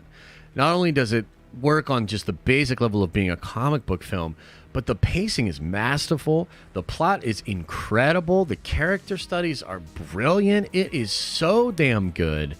And this sort of starts the new Russo brothers push into the MCU and gives us kind of like our peak MCU time, right? Pretty sure Megan Fox was somewhere in that movie as well. X-Men, Days of Future Past. What do you guys think about Days of Future Past? Man, Days of Future Past is a weird one for me, dude. I love Days of Future Past, but dude, rewatch it, and it's like, oh, bro, I've had this movie as low as a B before, and as high as S. I'm gonna put it in A, but I could see an argument for S, and I could also see an argument for B. It's like, it's a weird movie, dude. I think that the movie plays heavily on nostalgia, which, I mean, like, yeah, it's comic book movies and shit, but like in a way that kind of hides some of the sloppiness of the film. Like, you look at Winter Soldier and just like the tightness, right? Like, you look at Winter Soldier and that's a tight package, right? Like, that's a tight like a tiger. And Days of Future Past is just not that. It colors outside of the lines in a couple of different spots. But very ambitious. Very ambitious. Very fucking cool. Very cool movie. So, yeah, we'll land it on A. We'll land it on A. Next up, The Amazing Spider-Man 2. Oh, man. What a stinker. Still kind of a fun watch, but it's a C, dude. It is just like off the rails. Doesn't build off of a lot of the good stuff that was in the first one. It's alright. You know what I mean? Like, it's alright. Guardians of the Galaxy. Guardians of the Galaxy. This may shock you guys, but it is S tier for me.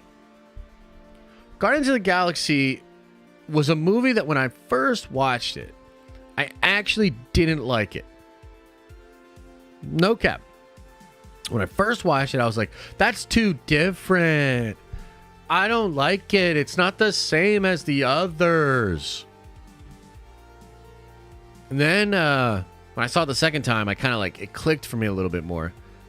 And now it's like one of my most favorite rewatches in the MCU. It stands toe to toe with some of the best films in the MCU.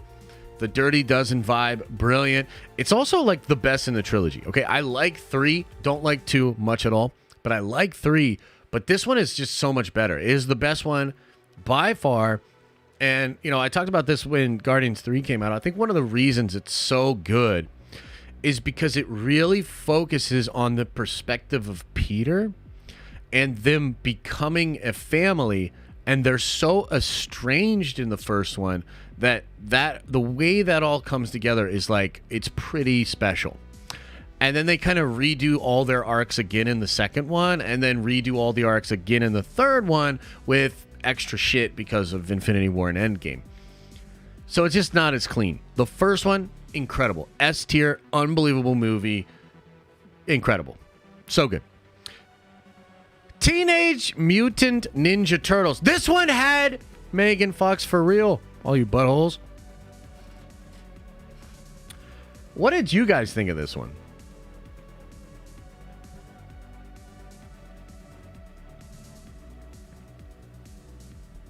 What did you guys think of this one?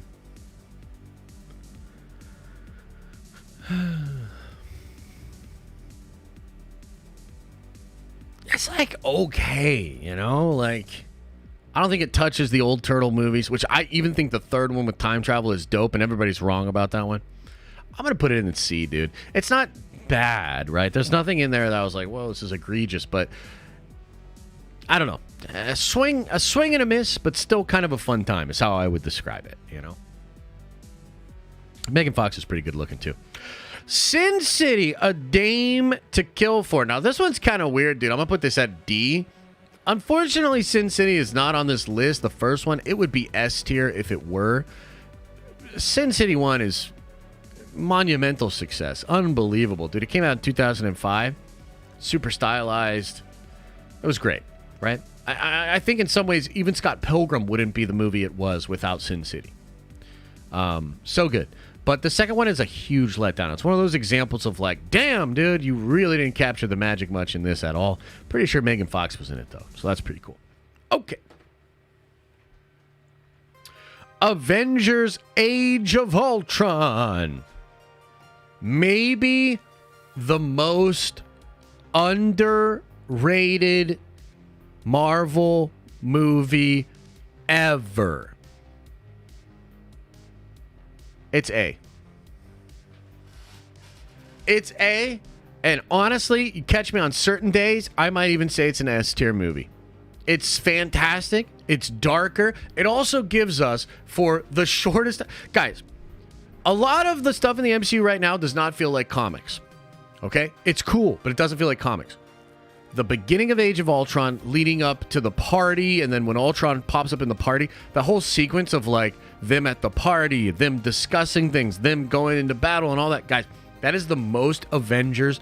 That's the most comic book accurate the Avengers have ever been. Hands down, period, the end.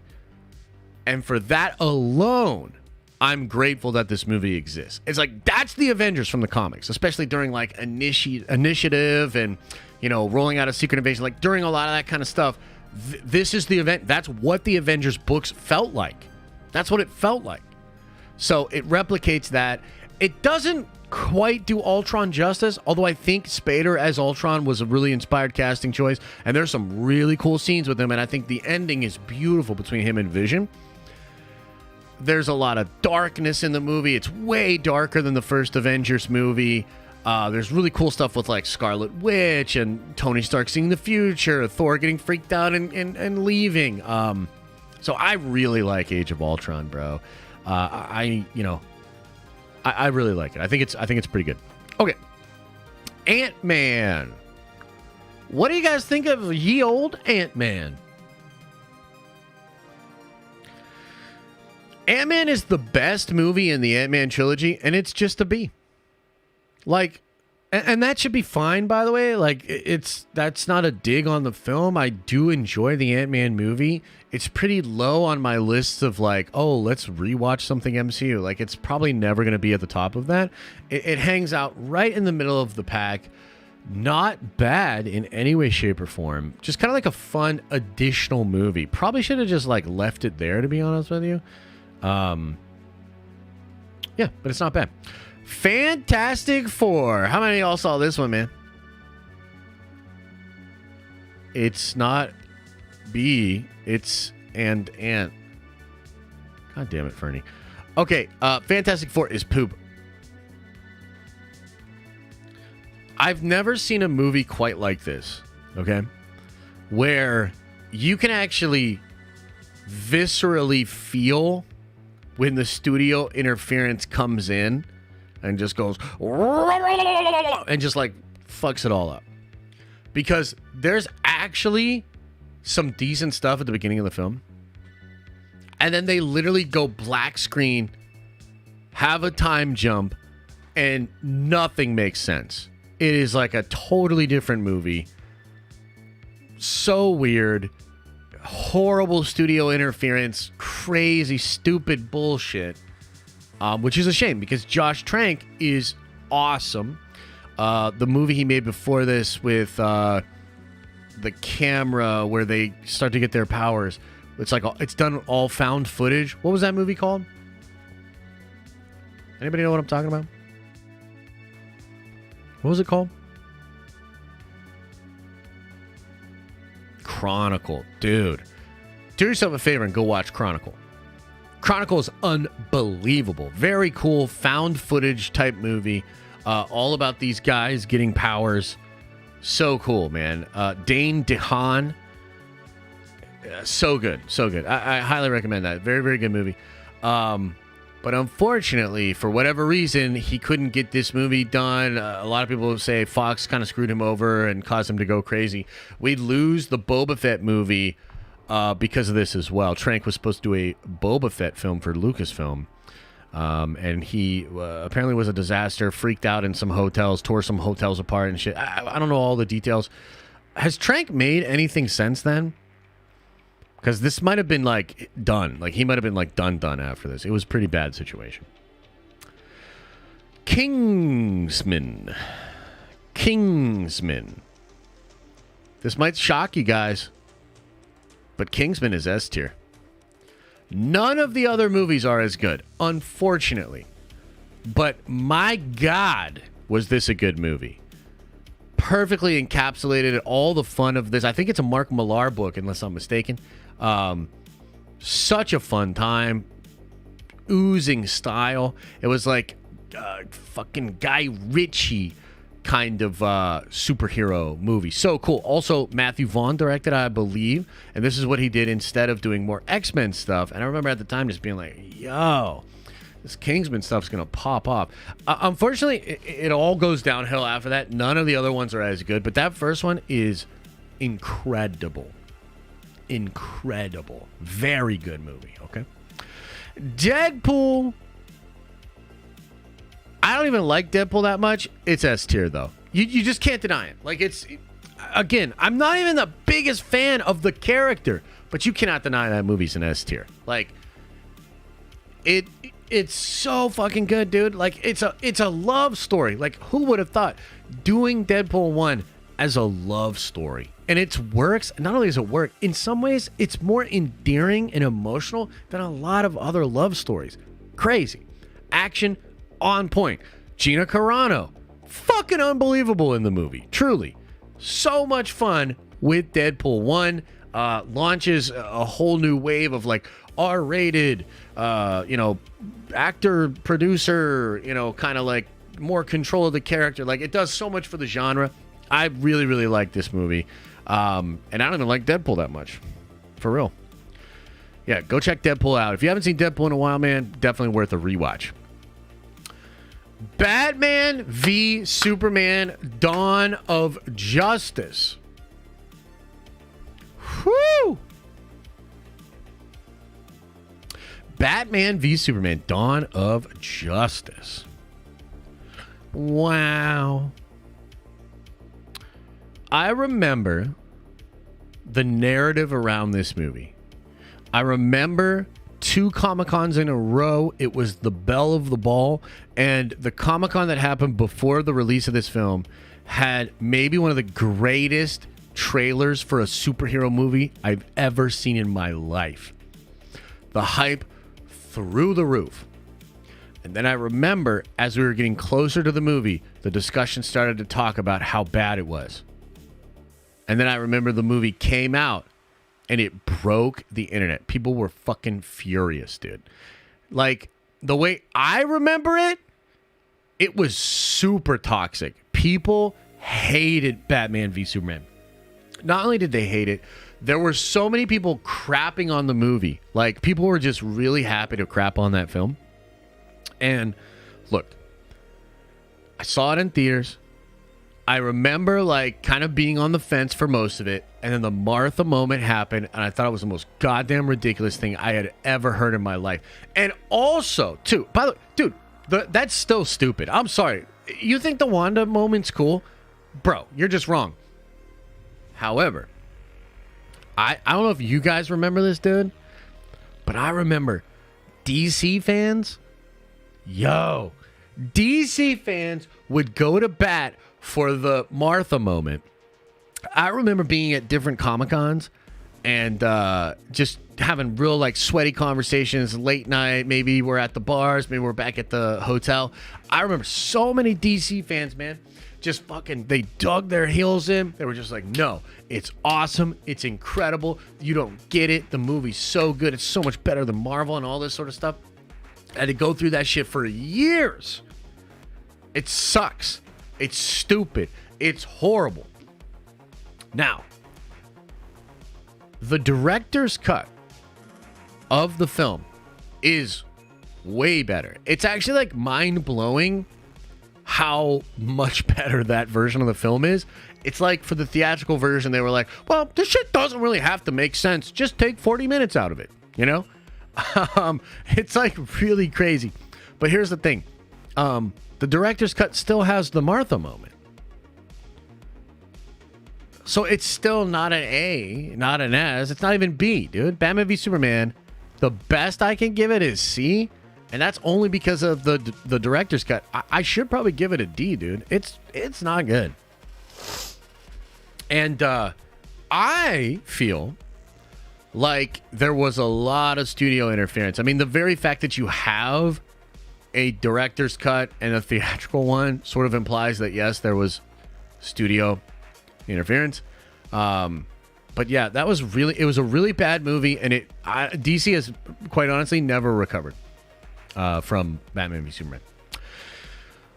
Captain America Civil War. We're in the home stretch, guys. We're in the home stretch. I know it's a long stream. I knew it was going to be a long stream.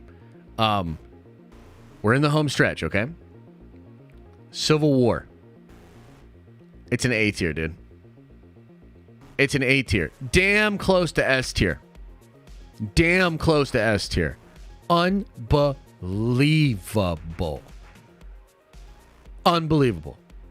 Like, what an experience. Start to end.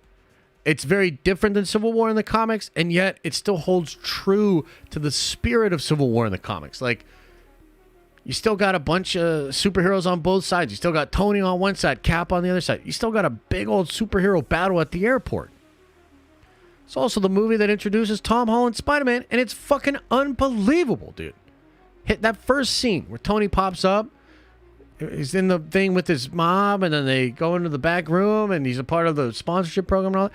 Unbelievable. I wanted to stop the movie right then and just watch a movie just with Iron Man and Spider-Man, which we got later anyway. There was a moment with Falcon and Winter Soldier where they're in the buggy watching Steve make out with Sharon. And I wanted to stop and watch a buddy cop comedy between those two characters right then and there. We kind of get that in Falcon and Winter Soldier. That shit sucked, but still, it was cool to want it. Civil War is so good. And that's like the big difference between Civil War and Secret Invasion.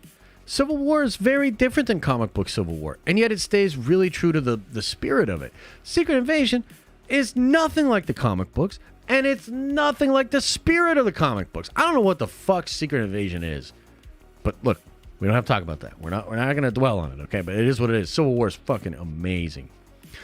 X-Men Apocalypse. I've watched this recently. Not terrible, but definitely not as good as it can be. I think this is kind of the beginning of the fall from grace for the Fox X-Men movies. And honestly, it kind of happened in Days of Future Past.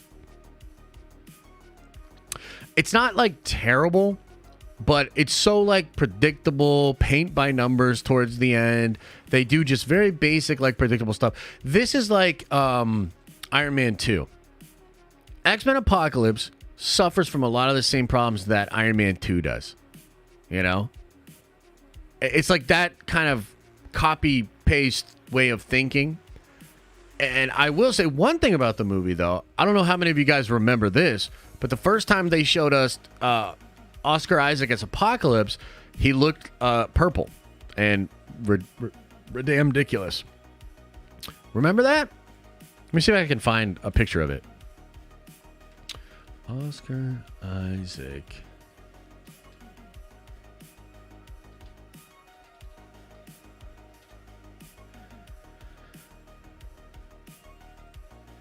Because they changed it.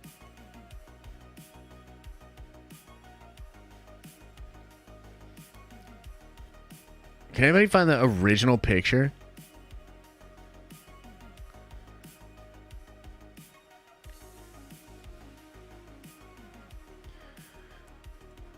This is kind of it, yeah. I remember, like, when they first showed this and everybody was like, he looks like freaking Ooze from that Power Rangers movie, and a lot of people crapped all over it. They actually changed it. They made it like blue and a little bit cooler, and I think it really worked. It helped the look of the character as well, or a lot. There's some cool stuff in the movie. It's all right, bro. It's all right. Throw it in the B category, you know? Okay. Doctor Strange. Doctor Strange is an A movie. Honestly, dude, fuck it. It's a S tier. Yep, that's right. I'm changing my mind. If you don't have Doctor Strange in your top 5 MCU movies, you're wrong. You got to go check out Doc Strange, man. Doc Strange, I remember this was like the first time that Marvel had really advanced the visual effects for the Marvel Cinematic Universe. I went to an IMAX preview of Doctor Strange, and it showed just some of the crazy effects with like the mirror dimension and all that, and like the weirdness of like the camera angles and all that crazy stuff that they did.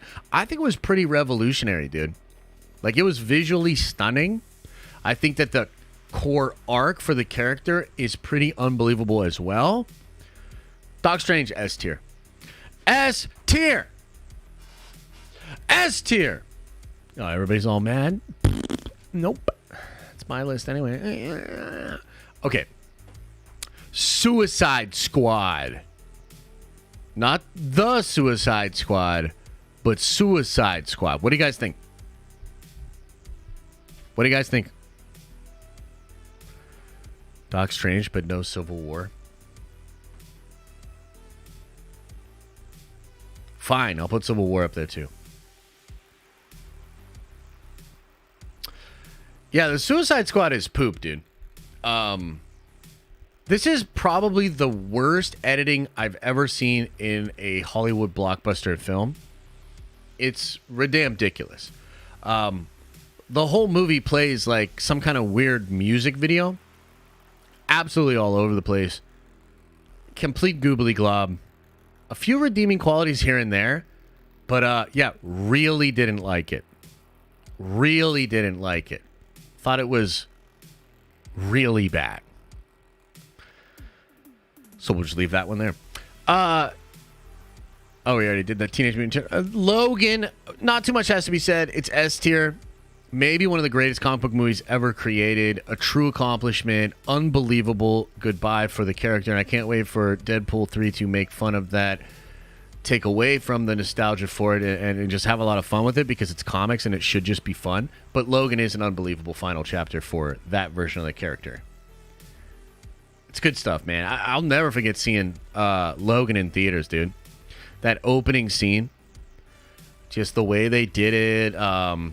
The old Chrysler and, you know, him with his claw not coming out all the way and him being drunk and not with it. And they blast him and then he like gets mad and then the actual Wolverine comes out. What an incredible opening scene. Whew.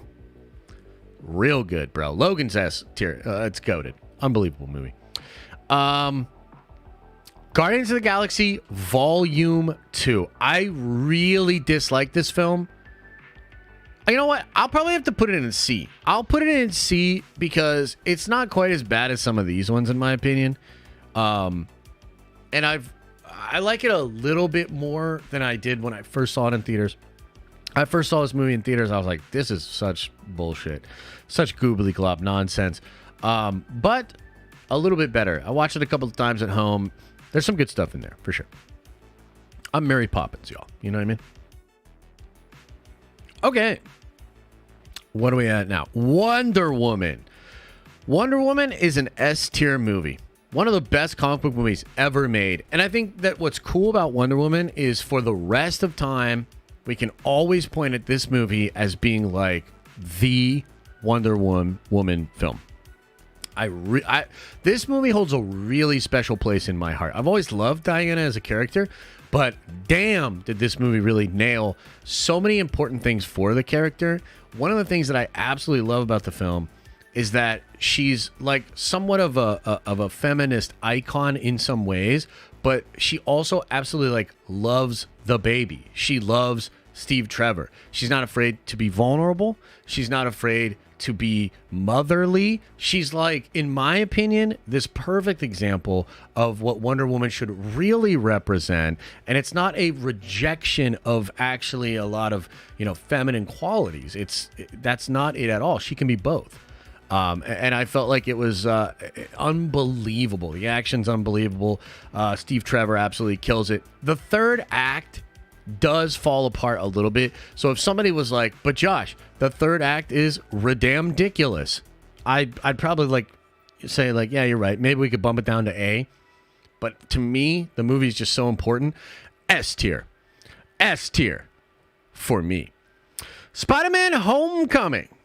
Spider-Man Homecoming is an A, bro. A lot of people talk shit on Spider-Man Homecoming, and I think that's crazy. This movie's unbelievable. Brilliant performance by Jake Gyllenhaal. Incredible performance by Maria Hill and Sam Jackson. Tom Holland, incredible in the movie. Ned's incredible in the movie. I really like this movie, dude. And it has one of the coolest endings ever, which directly sets up Spider-Man No Way. Yeah, that's right. It's A tier. Gyllenhaal, yeah. Jake Gyllenhaal.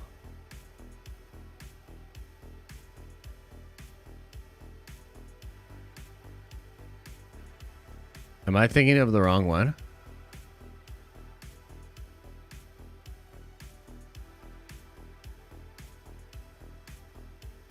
Let's do that over.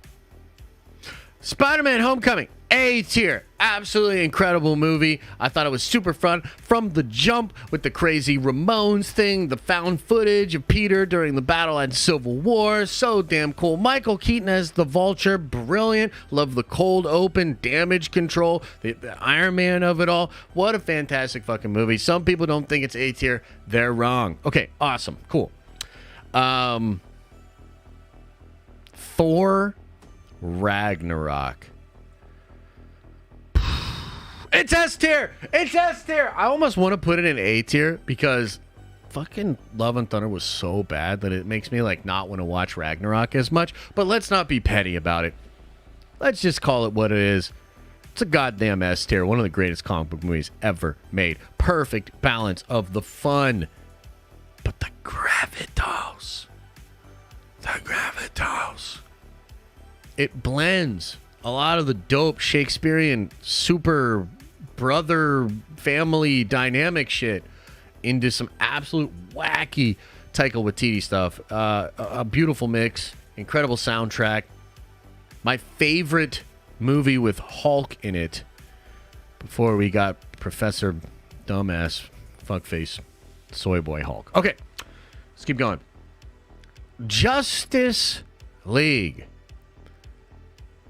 Wow, did they fuck that up. Justice League is hilariously bad. It is poo-poo, doo-doo, crap town. I cannot believe that the same fucking guy that directed the Avengers, the same guy that he directed another one of these, didn't he? He directed Age of Ultron. Did he direct another one of these? Yeah. I can't believe the same guy that directed those two movies directed the Justice League. What a... And I mean, you know, we could go into the whole Zack Snyder thing. We could go into all of it, man. But what a mismanaged bullcrap situation. What a horrible fucking movie. I saw this shit in theaters. Oh my god, bro. Oh my god, bro. Embarrassing. Embarrassing. Total crap job. Black Panther. Black Panther is an interesting one for me. When it first came out, I had it pretty low, actually, like a C or a B, and I thought it was incredibly overrated. But I've revisited it in the past couple of years, and I'm going to put it in the A tier. I actually think it's functionally better than a lot of people remember. And I think this whole narrative of like, it's really overrated, it's really not that good, and people just liked it because it was culturally important. Maybe some of that's true, but I actually, like, trust me, like, I've gone back, I've done the work. It's a good movie. The third act gets really wacky. I don't like the CGI fight between him and Killmonger. I think the fight in Wakanda goes all over the place and could have been way tighter. And for those reasons, it is not S tier. But just generally as like a sort of, you know, whether you want to call it, you know, Shakespearean or whatever, it's almost Arthurian in a lot of ways. It's very mythical, and the show absolutely nails it on all of those kind of levels. Or the movie, rather, nails it on those levels. So I'm going to put it in the A tier. I think it's actually pretty solid. Pretty solid movie. Avengers Infinity War. S tier all the way. You could make an argument that this is the best movie in the entire MCU catalog. It's between this and Winter Soldier. And, man, it's just like so many different things you could say about an Infinity War. I think Infinity War, maybe one of the coolest things about it is that it's like a masterpiece that's also kind of the greatest trailer ever created. Meaning, is that the wrong movie? Is this the one? No, that's Infinity War. That's Infinity War.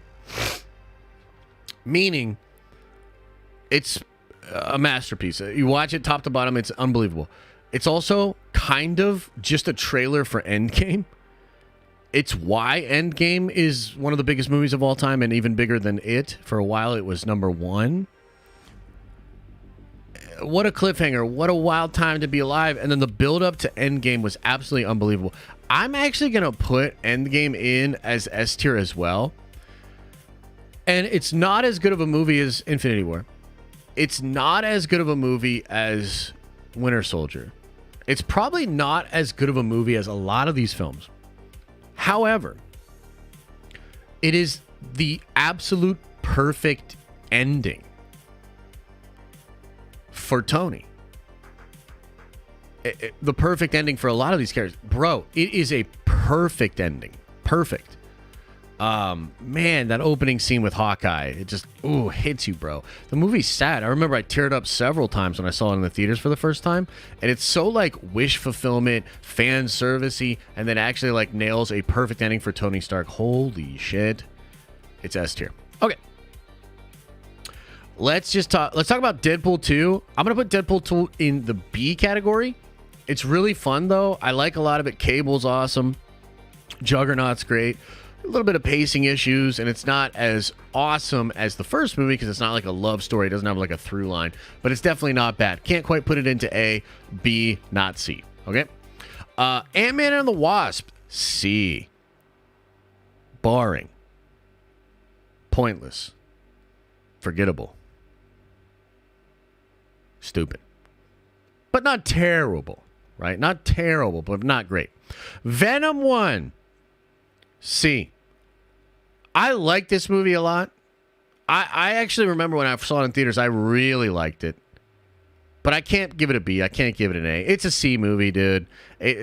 Tom Hardy carries so hard as both Venom and Eddie Brock, and it's really just the dynamic between them that makes the movie enjoyable in any way, shape, or form. Aquaman, one of the worst MCU movies because it is absolutely an MCU movie. It's got a lot of redeeming stuff. I would say C. This was when DC was like, maybe we aren't Zack Snyder anymore. Let's make this bright as fuck. But there's some cool stuff in there. I like Dolph Lundgren in there. The final battle was actually pretty cool between Orm and Aquaman. Pretty sure Megan Fox is in it.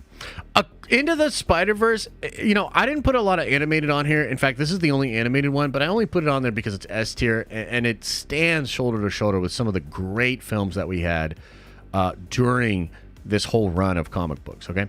And then Captain Marvel. I'm going to give Captain Marvel B. Not terrible, not great, pretty average, better than a lot of people say, but doesn't touch some of these other films. Okay, so now that we have this here, I wonder, guys, do you agree that comic book movies have fallen off since Endgame? What do you think?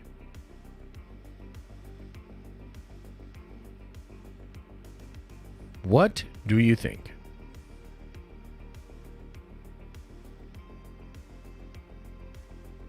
Okay.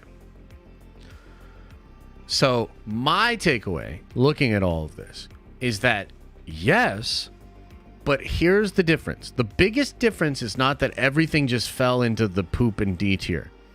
The biggest difference is that a lot more of the movies seem to be in the B and C tier.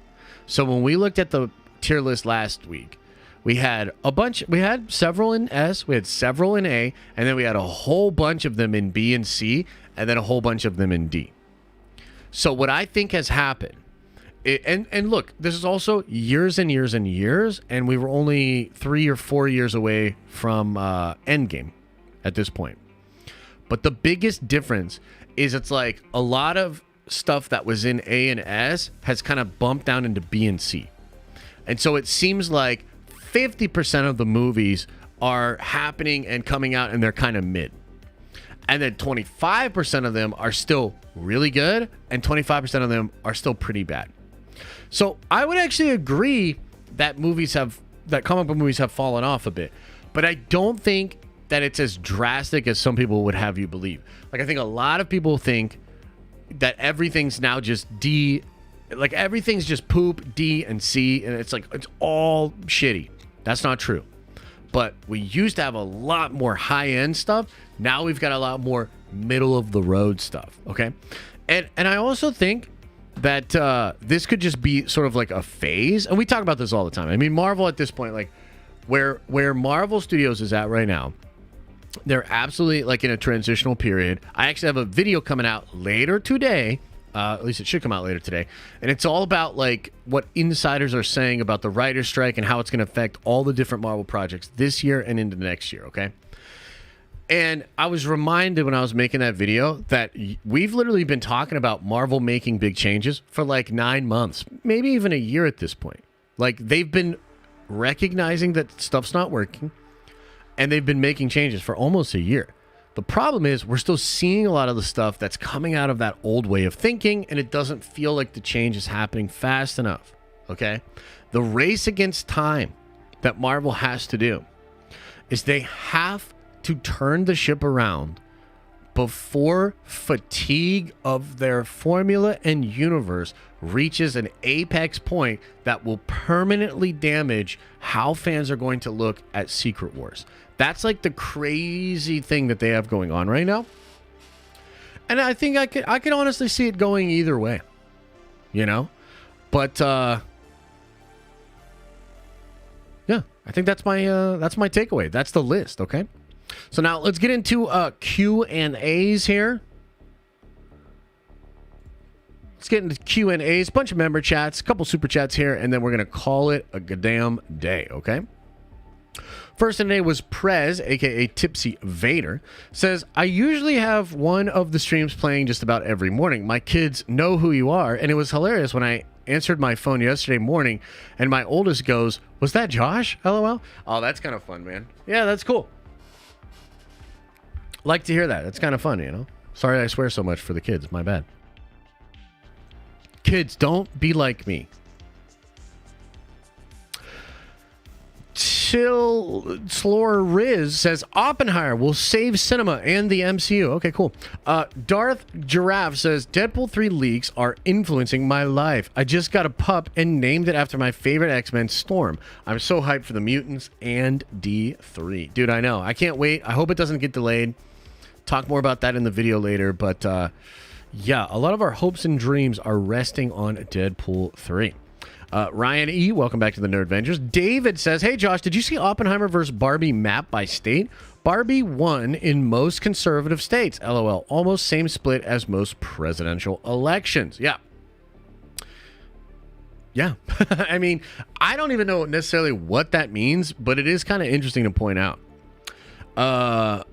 Monkey Boy says, I'm excited for the Marvels, but that one poster makes it look like Charlie's Angels in space. Please no, take my Google rewards money. Well, I appreciate that. I think the Marvels looks cool. I don't know if I would say I'm excited about the movie. It just looks like it's going to be a fun time, and kind of like that's the best I can do. Is like it doesn't look terrible. I gotta be honest with you guys. I think the movie's going to perform pretty badly. I think it'll probably bomb, but we'll find out soon enough, won't we? Hunting Dude says, with a $10 holla, very generous. Appreciate that, man. Says, in my opinion, I think people are really over Disney. That's why Indy failed. People are willing to ignore wokeness and take their kids to Barbie because of the brand name it carries. Nerd Avengers for life. Yeah, I think there's some truth to that. The anti-Disney thing is absolutely true. And Disney's biggest issue, by the way, is that it doesn't just come across political lines. What I mean to say is there are plenty of progressive people that fucking hate Disney because Disney's just a big corporation. They do all kinds of like shady stuff when it comes to human rights, the relationship they have with China, shrinking John Boyega on the poster. There's a lot of people that don't like Disney that are progressives. There's a lot of conservative people that don't like Disney because they're woke, you know? So it's like Disney has done just an incredible job of like turning the world against them. It's unbelievable. Andre said, who's woke? I'm woke. You're woke. I'm blinked up. Only up, that is. Much love, baby. Take my money for the last time. Next month, I'm a Nerd Avenger minus Prime. Hey. Yeah, but you'll still be at your level and everything. I mean, like, it shouldn't affect the badge at all. That's what I'm saying. Is Dark Knight the best comic book movie? I don't know if it's the best, but it's in the conversation. Absolutely. Great Jedi says, if it bombs, she gone. Yeah, except that she isn't gone. The hell's happening, dude? You know? Axid says, if you want to talk about Megan Fox so damn much, then where the hell is TMNT, bruh? Didn't I literally have that on the list, dude? Pretty sure it's on the list, and I'm pretty sure I mentioned Megan Fox as well. So, sheesh. Eric Meyer says, doing an MCU watch through phases 1, 2, and 3 feel completely different from phases 4 and 5. And also, do you think the Ancient One knew about the quantum realm? Yes, I do think the Ancient One knew about the quantum realm. I don't know for sure, though. But I would assume that she did. And yeah, it does feel pretty different, huh? Kind of wild. Matthew K says, who are some of your fave comic book artists or illustrators in general? It's a good question. Starting to get hot in here. I have to turn that air conditioner on. Favorite comic book artists or illustrators? I would say just in general, like, so Akira Toriyama, the guy that did the Dragon Ball manga, I think his, not only just what he did with Dragon Ball, but like a lot of the other design stuff like Chrono Trigger and some of those other things, just super influential. It's like, I almost want to say Frank Miller. Frank Miller's like not a traditionally great comic book artist, but he did some really cool stylized stuff and pushed that genre forward. Who else is just, I mean, I really like, why am I blanking on the homie's name? The guy that did Great Capullo. Capullo, that 90s style, I think is on point. Jim Lee, obviously, great stuff there. Yeah, those are just a few off the top. Cyber Coastal says the Rogue cut is an S tier. Days of Future Past. I'm gonna have to check it out again, man. I don't remember it being all that much better than the other version, but yeah, I'll have to check it out. Danny says, "You a beast, Josh." And Megan Fox, is she in the tower? Oh yeah, definitely. She's in the tower somewhere for sure. You know, chilling. C-Dub says with the 5 spot says you left off John Carter and Kingsman 2. I kind of like both. At least I have a soft spot for both of them. I like John Carter. I really didn't like the second Kingsman. Thought it was pretty shit compared to the first one. But you're right. John Carter is actually pretty good. But it bombed. And she was gone. Renee says, next week, let's rank all the S and A tier movies. Ooh. That's not a bad idea. That would be kind of tricky, though. That's a lot of brain power. That's a lot of brain power. Yeah. All right, everybody. Warhammer movie should be in there. What Warhammer movie? There is no Warhammer movie.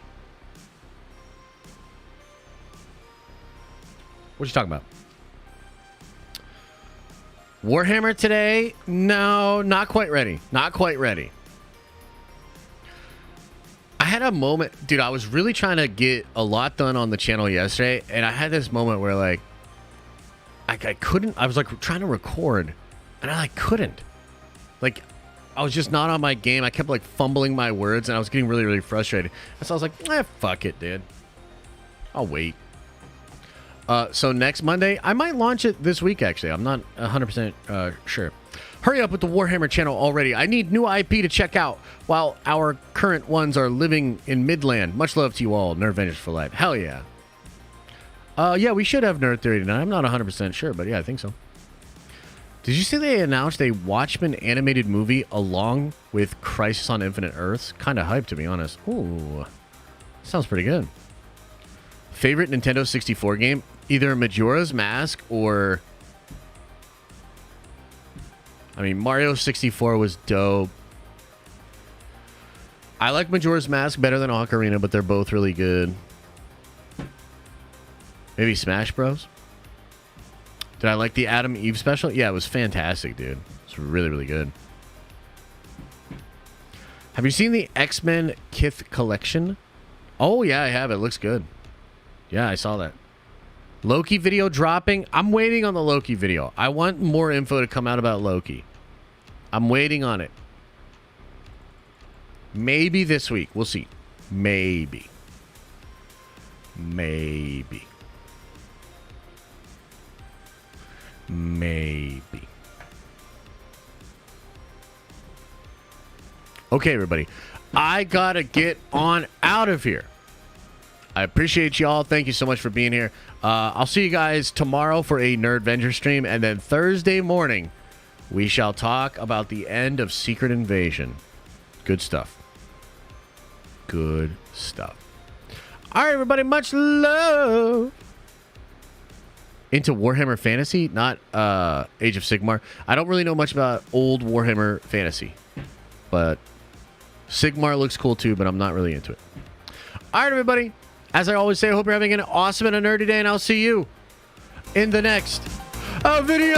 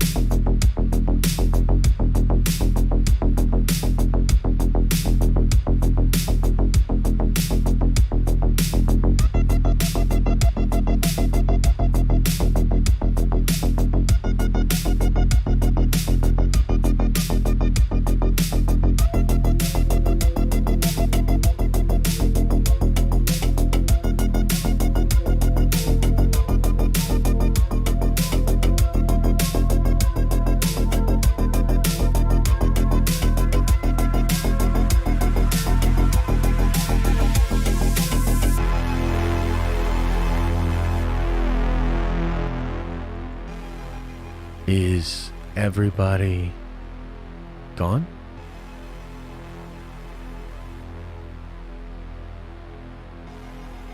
Did everybody leave?